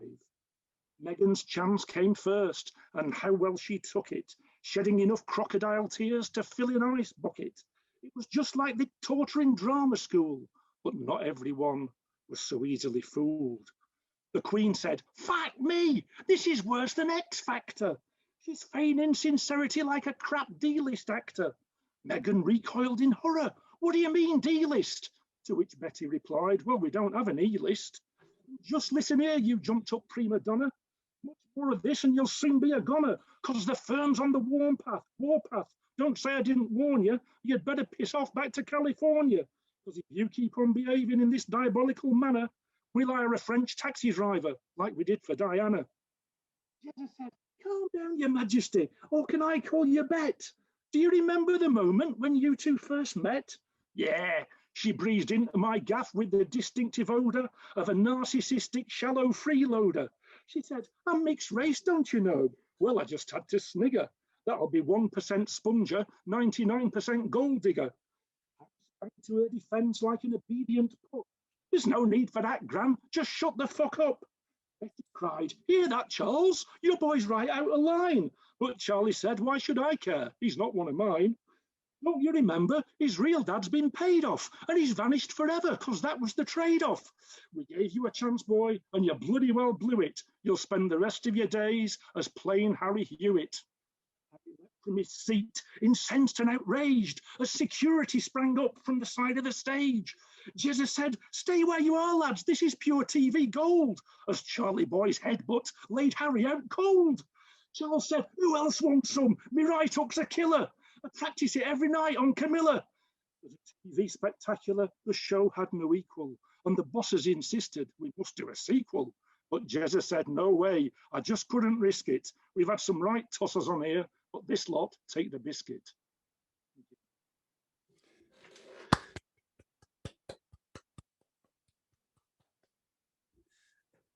Yeah, thank you. Thank you very much indeed. I'm glad you both stuck around. That was great. Thank you.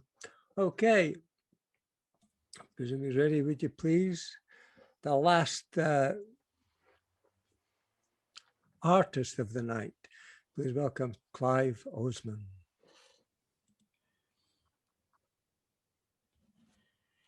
First of all, I want to say that last piece was absolutely fucking disgusting. And I almost signed off in disgust, and I will definitely not be returning. And now, back to Clive Osman. Right, okay. That was a slightly unscheduled performance by the Queen. Right, this one is new. I performed it for the first time last night in Nashville. It is very much a first draft. I have made one slight alteration to it today, but I have been at work and I've only just got home, so it's still very much really a first draft. And it's called Internet. What is it with the internet? It makes me think the world's gone mad. Facebook wars, stupid questions, email spam, email scam. I like to reply to potential scams in a ridiculous way, like yesterday. I received an email from someone calling themselves Ethan, which simply said, "Did you receive the email I sent you about 2 hours ago?" And this is genuine, by the way. And this was my reply. "Dear Ethan, yes, I did, thank you. I apologise for the tardiness of my reply. I usually reply to strangers very quickly. My personal best is 17.92 seconds, though this is disputed because I had a strong wind behind me. My average is 39.26 seconds.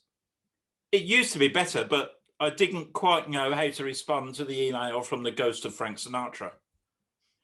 In this case, the delay was caused by my computer bursting into flames when I opened the email. And in trying to escape the flames, I fell down the stairs I haven't got and landed on the burglar who had just gained entry. The police took a while to arrive. I'm very sorry. I would have used my smartphone, but it was having a day off and wearing jeans and a t-shirt. It doesn't work if it isn't wearing a suit and tie. Do you know, Ethan is Old English for Satan? No, neither do I. Anyway, I have a question to ask you. Are you by any chance distantly related to Rudyard Kipling? I know that may seem a rather random question, but I have a badge which says I've met a relative of Rudyard Kipling, and being an honest kind of guy, I can't wear it until I really have. Right now I've got that one out of the way. You no doubt want to know my password. When you provide evidence of your relationship with Rudyard and send me a packet of fucking kiss my ass, I'll get back to you. Power to the penguins. So that was the reply. And then there is, of course, this plethora of pointless questions being posed on Facebook that are answered in all sincerity by total strangers to the original poster, bearing their soul to the world. Fuck that shit. To the question, why are you single? I replied, because I stink and I have an enormous nose. The size of the hooter is not in itself a major issue, but it's considered weird renting out my right nostril to holidaymakers. Body tourism, it's called. Visiting unusually large body parts or parts which are appropriately named in relation to the person they belong to. This week, they rent my right nostril. Next week, the arsehole of Nigel Farage. Never, ever the other way round. Hung up. But yes, the real problem is that I stink. And gentlemen looking for lady for long-term relationship must have good sense of humour, be related in some way to Rudyard Kipling, have no sense of smell, and be willing to tolerate tenants up his nostril is not a good profile for Plenty of Fish. I think they think I'm a lunatic. Oh well, who needs love anyway? Thank you very much. Thank you. And I really do send emails like that to spammers. Yeah, I saw it on Facebook the other day with the beginning of it one day. I think that was great. Yeah. Right, thank you. That's us rounded up for another night. Thanks everyone for coming. Thanks everyone who stuck around.